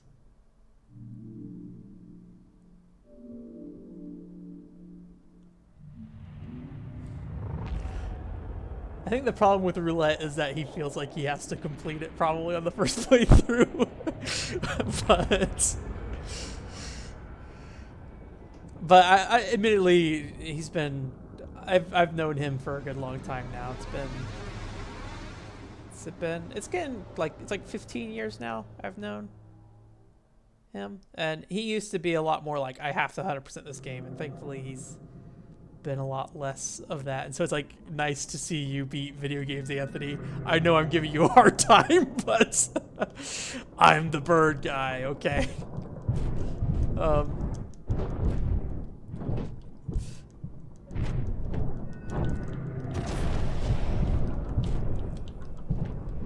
But I feel like probably around like, I feel like The Last of Us might be what kind of broke you. That multiplayer, you 100%ed it.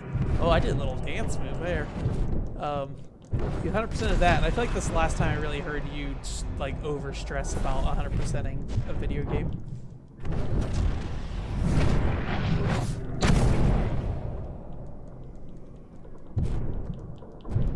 You just gotta make a choice, Anthony. You can't have every lady in life. You gotta focus. But I mean, it's kind of like visual novels in that regard. Like, visual novels are very much like, hey, focus on individual relationships with characters. And,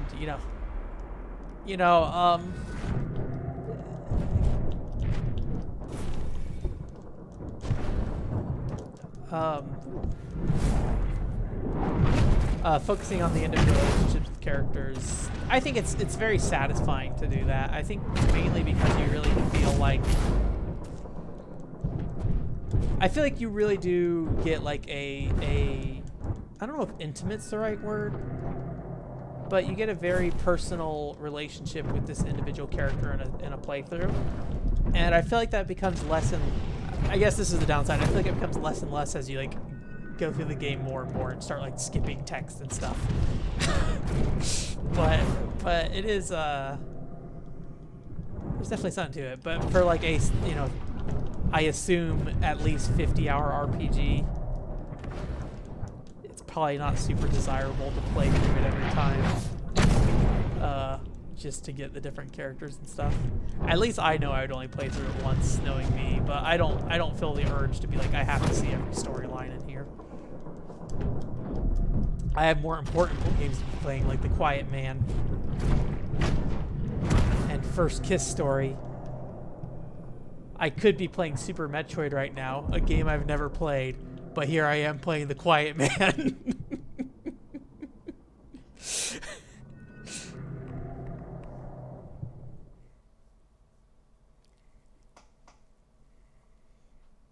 Did you finish Blue Dragon? I don't remember. I've always wanted to play Blue Dragon, but I didn't have an Xbox 360 until like 3 years ago or so.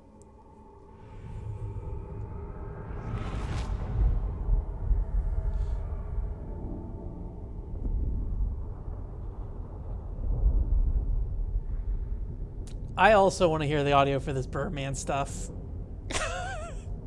I have a feeling the beginning of the game's going to be pretty bland. But I want to know why the cop, or I guess I want to know what the cop says to make the Birdman stuff be like, you have to become the Birdman and try to deliver it in a serious fashion. I'm curious to see that.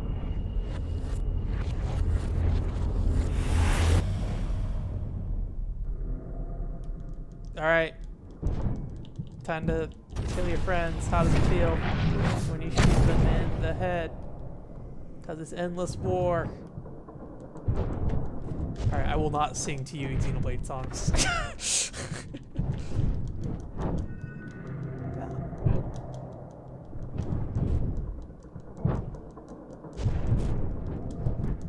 Well. Oh, dang. I'm doing like a moonwalk or something.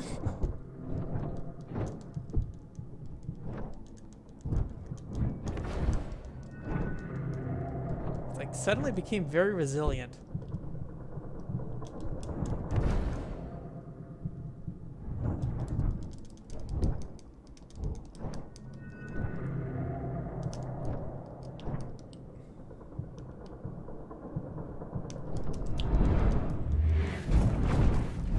Maybe the key to these boss battles is to just dodge and then use a triangle or punch late in the cycle, or late in the animation to get a special punch animation.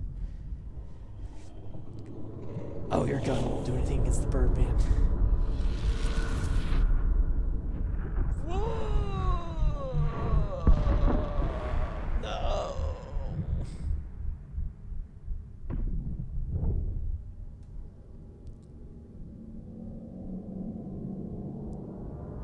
Yeah, we did see him in a mask before. Maybe that's not really me. Oh, that's sad. You had a Red Ring Xbox. I was talking to Tim last night about Tales of Vesperia. I think that's the one that's being re-released now. All right.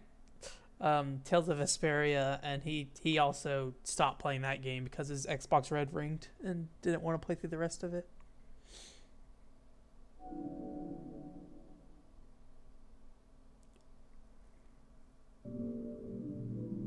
Live with my mom in heaven forever.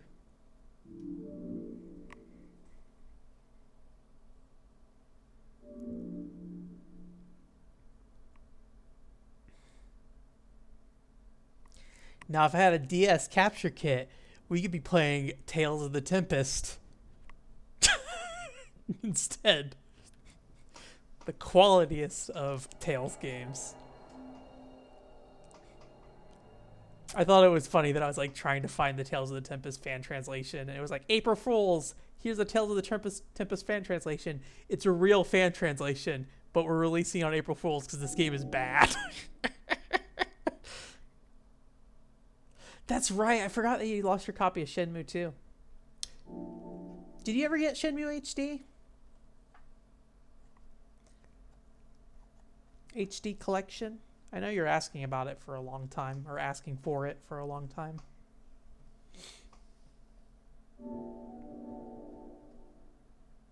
I would like to replay Shenmue 2 one day.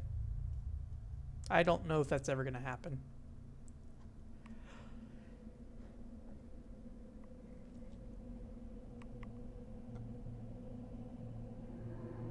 Oh, man. Now I'm the real Birdman. This game is suddenly about magic.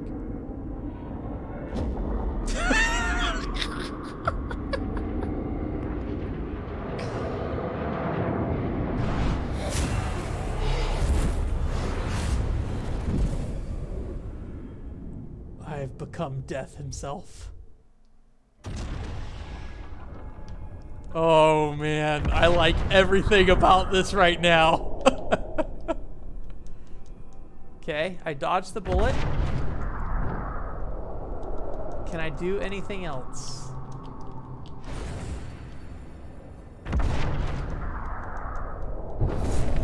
No, okay. Wait. Oh, okay, we're dead. So it looks like if I didn't dodge, I dodged forward. Like, that was weird, because if I dodged, I just bent to the side. But that time when I didn't do anything, I, like, moved forward.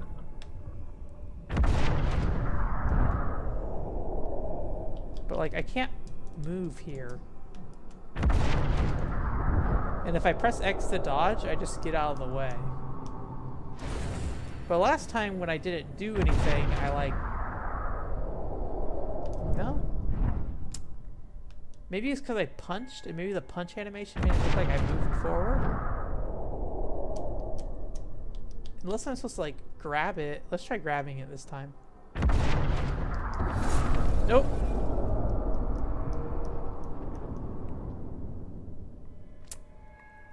Huh. I wonder what we have to do. Yeah, they actually, and this is pretty sad, but they actually delayed the Japanese release of Shenmue 2 HD because they put out like a statement being like they were not satisfied with the quality of the game.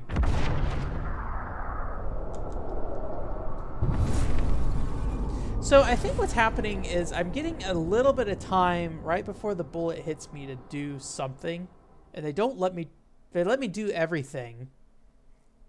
So what can I do? I could try dashing. I haven't dashed like the entire game. Whoops. Stop. But yeah, apparently they delayed the Japanese release for the bug fixes and stuff. Okay, dash, dash, dash, dash, dash, dash, dash. Okay, no dashing happened. Okay, dash did nothing. Let's try running this time. This looks like the ending to Killer 7 a little bit. Okay, no running. No slowdown timing. I mean, okay, we have punch. That I died when I punched. I died when I kicked. I died when I grabbed. I do not die when I dodge. But maybe I should click attack after I dodge. And then that didn't do anything, and that didn't do anything. Okay, let's try attacking after we dodge this time.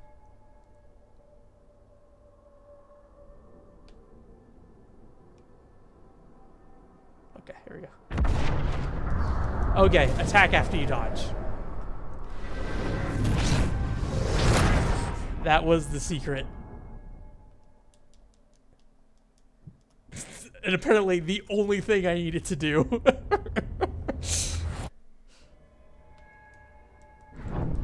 Oh man. This is fantastic. I love this. This suddenly became the most amazing game that came out last year. Oh, there's dudes over there. Okay, can I dash? Yeah. This feels so much better than the main game. Like, cause then the teleporting makes sense. All the teleporting was foreshadowing to this moment. And like, every hit feels good. Well, every, I guess, kick feels good. And like, moving around, oh man, this movement's real good.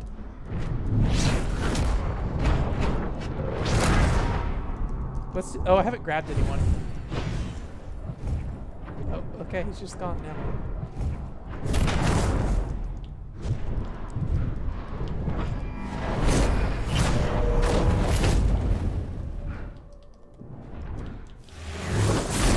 That kick animation, though, it's repeating a lot.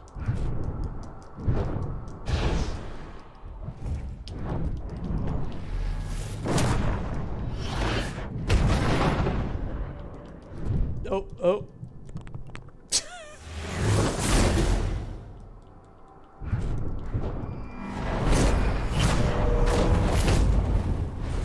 I will say this, like, I don't know if it looks like it plays better, but this feels a lot better than the main game. This is where all the budget went, apparently. Okay. Oh, let's try doing a dodge counter and see what happens there. Hey, buddy. That didn't work out. It just is.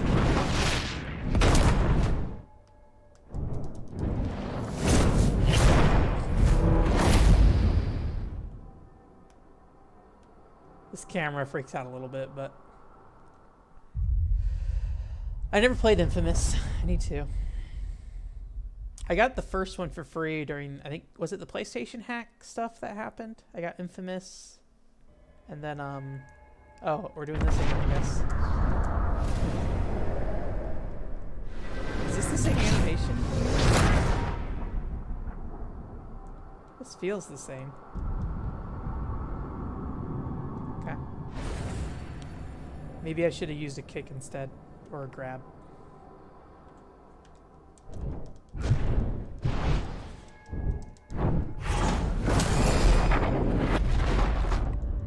Windmill man.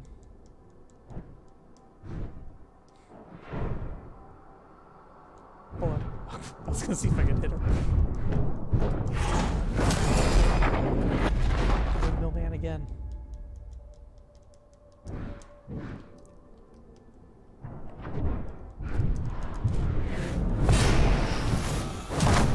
I do like that air hit a lot.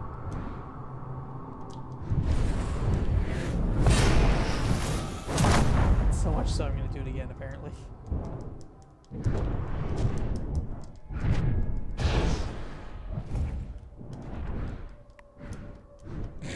This camera, man. There we go.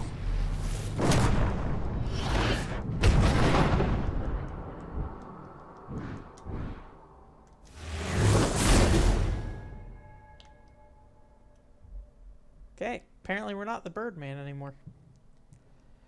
I can't continue to hold him. He would eventually throw him, but apparently he's going to do that here.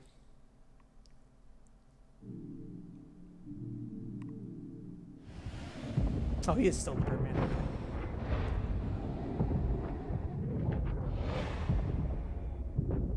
Oh no, our friendship. This is our new friendship handshake.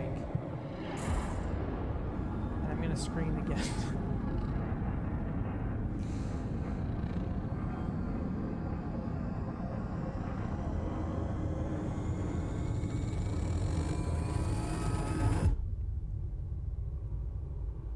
Are you still alive?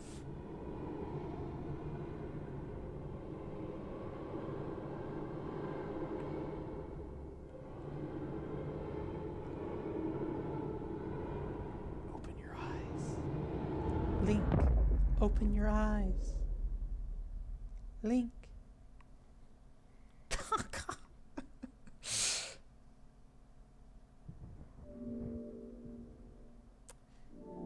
Would blood be that see-through? I've never like had blood dripping off. Well, I've had blood dripping off me before, but like not in a position where I could like. I was never calm enough to look at it and be like, "Oh, this is how blood looks." It did look like it was very like transparent. I always imagine blood being more like a thicker, cloudier look, maybe. I don't know. In large amounts. Kiss you.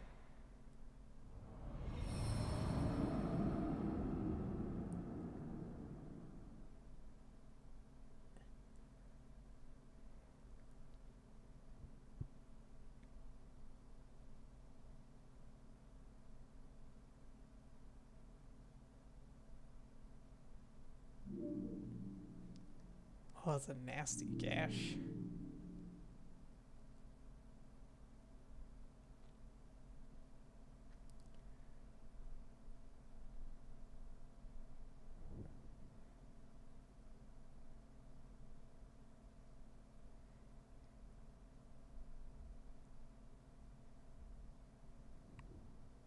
Yeah, I was trying to figure out if he's saying something about his hearing, like not being able to hear.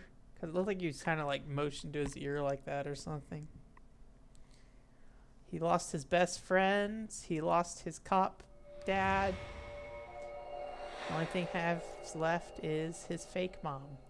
I still don't know if this lady is the same lady that was playing the piano either.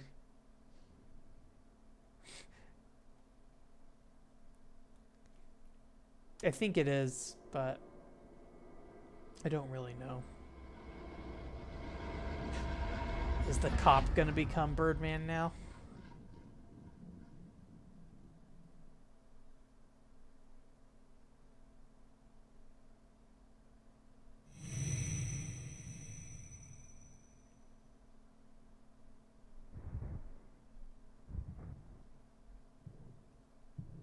Is this the real last boss this time?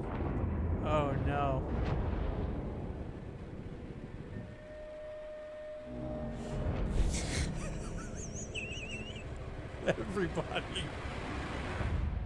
Everybody is a traitor. The real last boss is gonna be her after I beat the police officer up.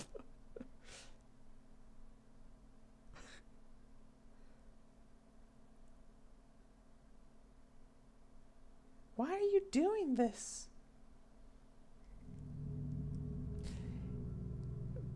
I forget, were you there when I finished Yakuza 2, Anthony? Because that game was a full set of betrayals, too.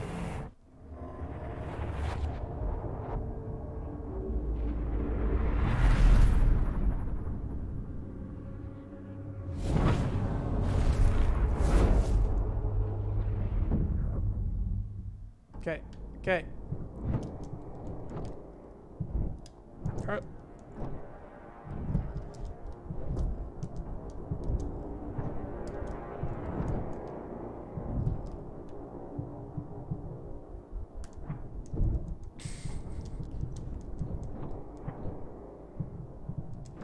I'm a tired boy.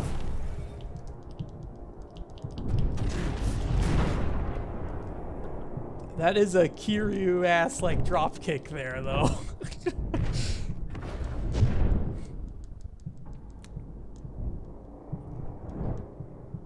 Yeah, basically everybody who you ever thought was your friend in that game is actually bad or something. It was pretty silly. The whole ending of Yakuza 2 is pretty goofy.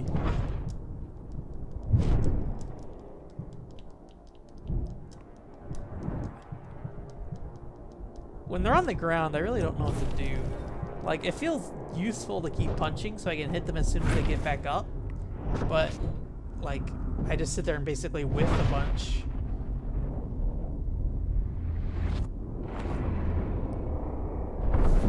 Judgment. Is it Judge Eyes is the Japanese name, I think. I think that's probably a cool game to like just jump into, probably. If you don't want like the baggage of the Yakuza series as a story. Because that game does look very much of the blood of Yakuza.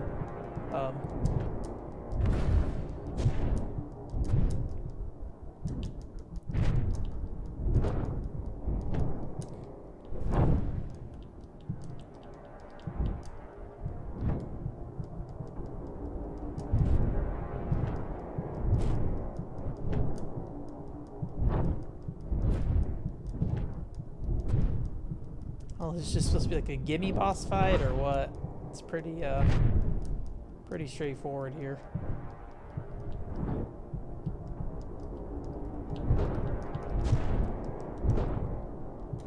You know what? Maybe I should let him attack me and then I'll dodge.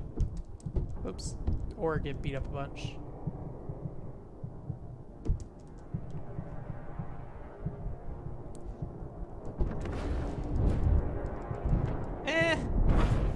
Okay. I don't know if that's the key in activating these fight cutscenes, is to dodge and attack them rather than just sit there and melee away.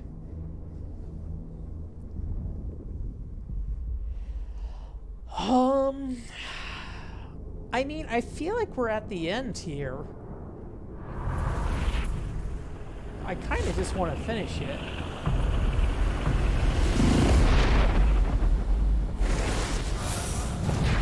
But it did say 3 hours average time, and we still have 30 minutes till we hit 3 hours.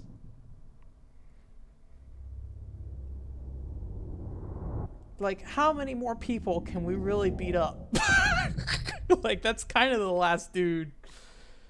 But, yeah, I don't know. Maybe what's-his-face comes back. The dude we fought in that glass building. Or maybe we literally just fight the lady.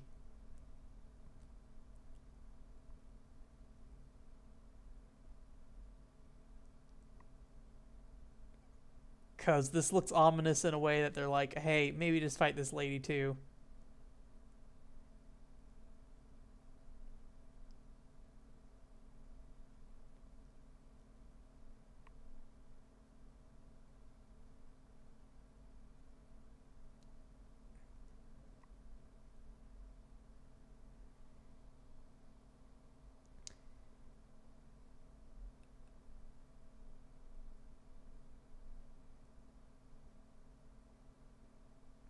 I love the continue screen.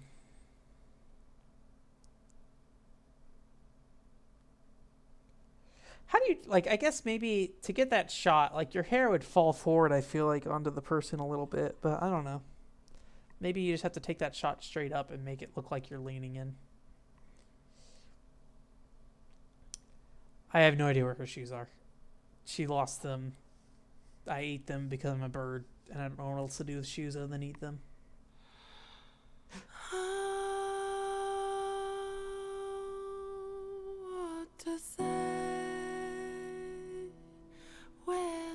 I'm hoping this is the end. Because I also need to take a shower. Or we could all take a shower, come back, and finish this. But, I would like to finish this. This feels like the end. If we're not done in the next 30 minutes, that looks like a credits prompt. I think we hit the end. But I will be streaming the other part of it next week, Thursday, hopefully. So, unless something happens, but this looks like the end, but there's also not credits running down the screen yet, so who knows? I'm still kind of hoping I fight my mom, but we're probably not happening. To be finally understood in the time that it takes from being one of us to do. It's the time it takes to make the break to win at life again. Stargazer, storm chaser, bought for dust, sold for gold. I wonder if we're in the, this is all the FMV from the game itself part of this. Yeah, it's not bad. I don't think the voice is something I'm super into, but it's not bad.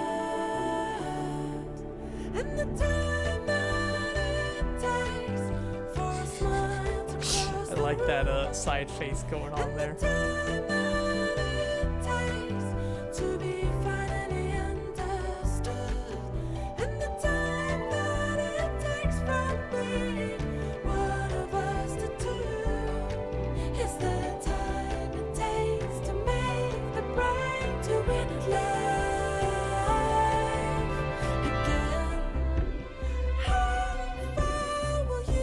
wonder how long this is. Oh, you know what the credits are in the options menu, so maybe they're just gonna skip the credits.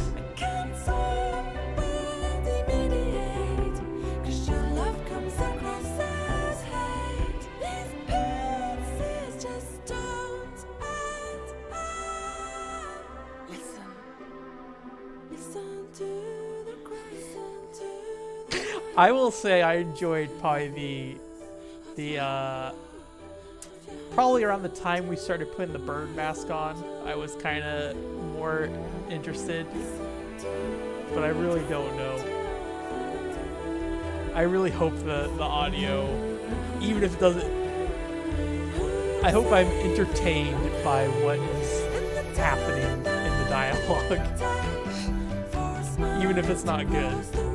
I just want to enjoy it.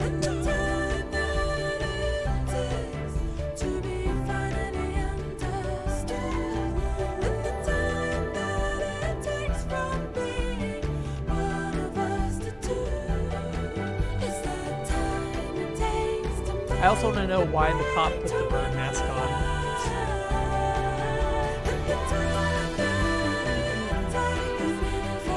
I want to know a lot of things.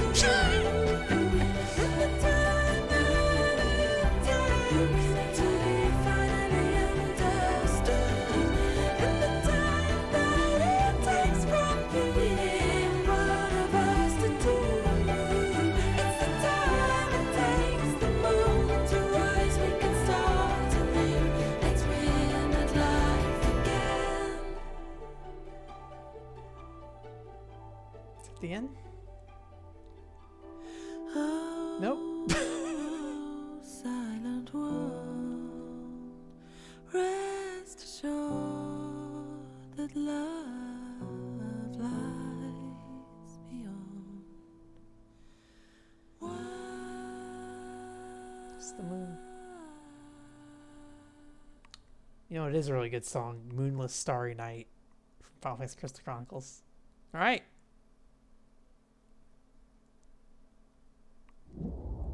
Well, that didn't go too far over.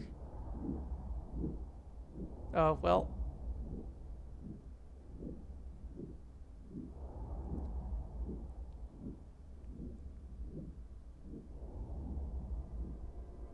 But this already happened.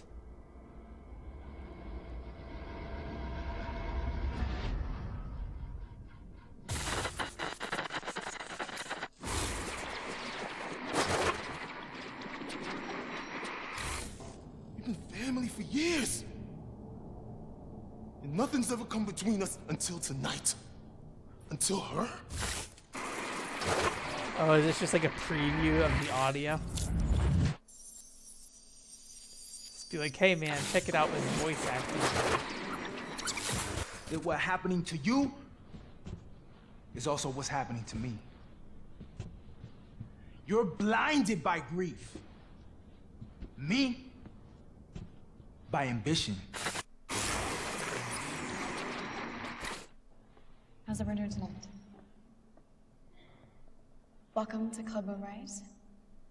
And thank you for indulging me a little musical escape from the world. Musical escape from the world. Musical escape from the world. Escape from the world. It is the greatest performance of my career. Okay, so it is the same lady. The night I was kidnapped.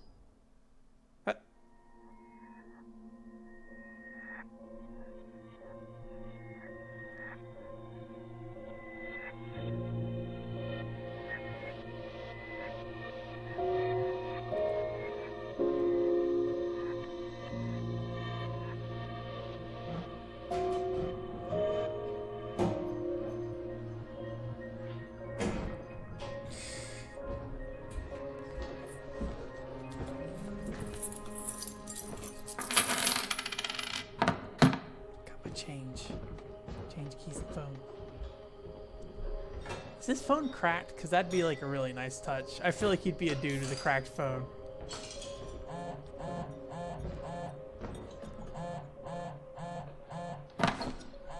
Oh no, it's just the back of his phone. Okay.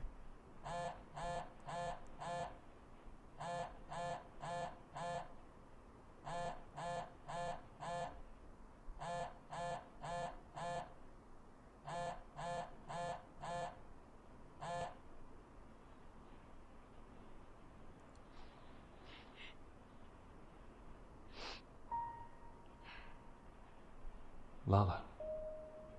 Oh. She has a really soft voice. I can't sing anymore. No one hears me. I don't hear me anymore. I want to be taken away and just disappear. Please. Please take me away. Please.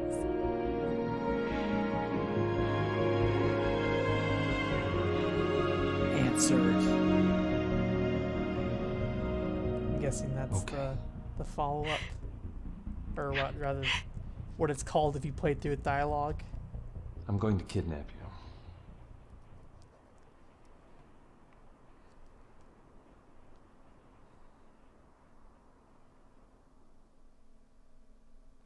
Yay. Go to the chapter select menu. Alright. We did it. Okay, so yeah, you just go through here again. Okay. We will do that next time. And not just talk through the entire game like I did this time. Yeah, hopefully it'll be interesting. Well, also, I'll probably do it on hard too. Just to try it out. I feel like now that I understand that the bosses seem to like be based around countering, it won't be as weird. It is strange that like when you punch them, they're just like, ah, and then like don't pay any attention to you. But that's a sign you're doing something wrong, I suppose. So yeah, that's it. Thanks for coming. It's always good to have people around to chat, especially when an entire game is just quiet. The quiet man game. So that is always super helpful. So yeah, that's what we'll be streaming next week. And then is video out? Is video out next week? No. Video is out the week after next week, so put that out. I'll probably be changing the channel name here, I think, over the weekend. So so on YouTube, look for One Controller Port. I don't know what the plan is for Twitch on updating the name. I don't know how that works, so we'll see. But yeah, thanks for coming. And I hope you guys had a good night. Yeah, it is a long time away. I'm sorry. But I am trying to pace myself better this year and not killing myself over trying to meet arbitrary deadlines. Yeah. Is there a Discord you can join? Like in terms of like just chatting? I could set up a Discord. Don't know. I'll think about it. There is no Discord is the answer, but I have seen people like streamers set up Discords before, and I'm just like, I don't know if I should do one or not. I don't know what I would do in there or what purpose it would serve, but hey, I could make it exist if I wanted to. So I don't know. I'll put some thought into that this weekend, and I'll let you know if there will be one. If you want to add me on Discord, though, feel free to. It's just let me see. Where is my Discord thing? I was gonna say just at Aquilian, but I think Discord has like weird numbers and stuff associated with people, right? Or maybe I'm thinking of Slack. Let me see here. I don't know how to use Discord anymore, apparently.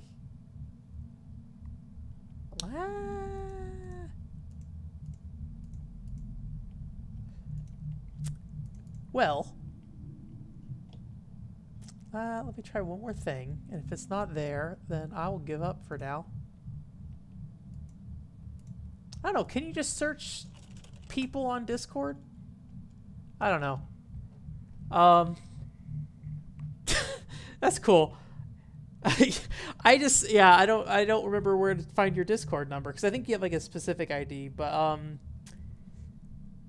did you subscribe to me on YouTube today? I know someone did, and I remember chatting, or maybe it was the other day, or maybe you just commented. Let me see. Let me look this up. This is a waste of time that I'm doing, but I've decided that this is now my waste of time. So let me see here. Okay. If I find it, I will either, if I can send a message to you on YouTube, I'll send it to you. Otherwise, I'll just reply to the chat or to the message. I think that you sent on here. I found you. Okay, I found you too. Okay, yeah, I will contact you one way or the other. So, all right. Thank you. Yeah, so we'll end with that. Thank you guys for coming, and I hope you have a good weekend. Bye. I closed OBS. Well, I didn't close it, but it's minimized, so I have to find it first. Okay, now it's goodbye. Goodbye.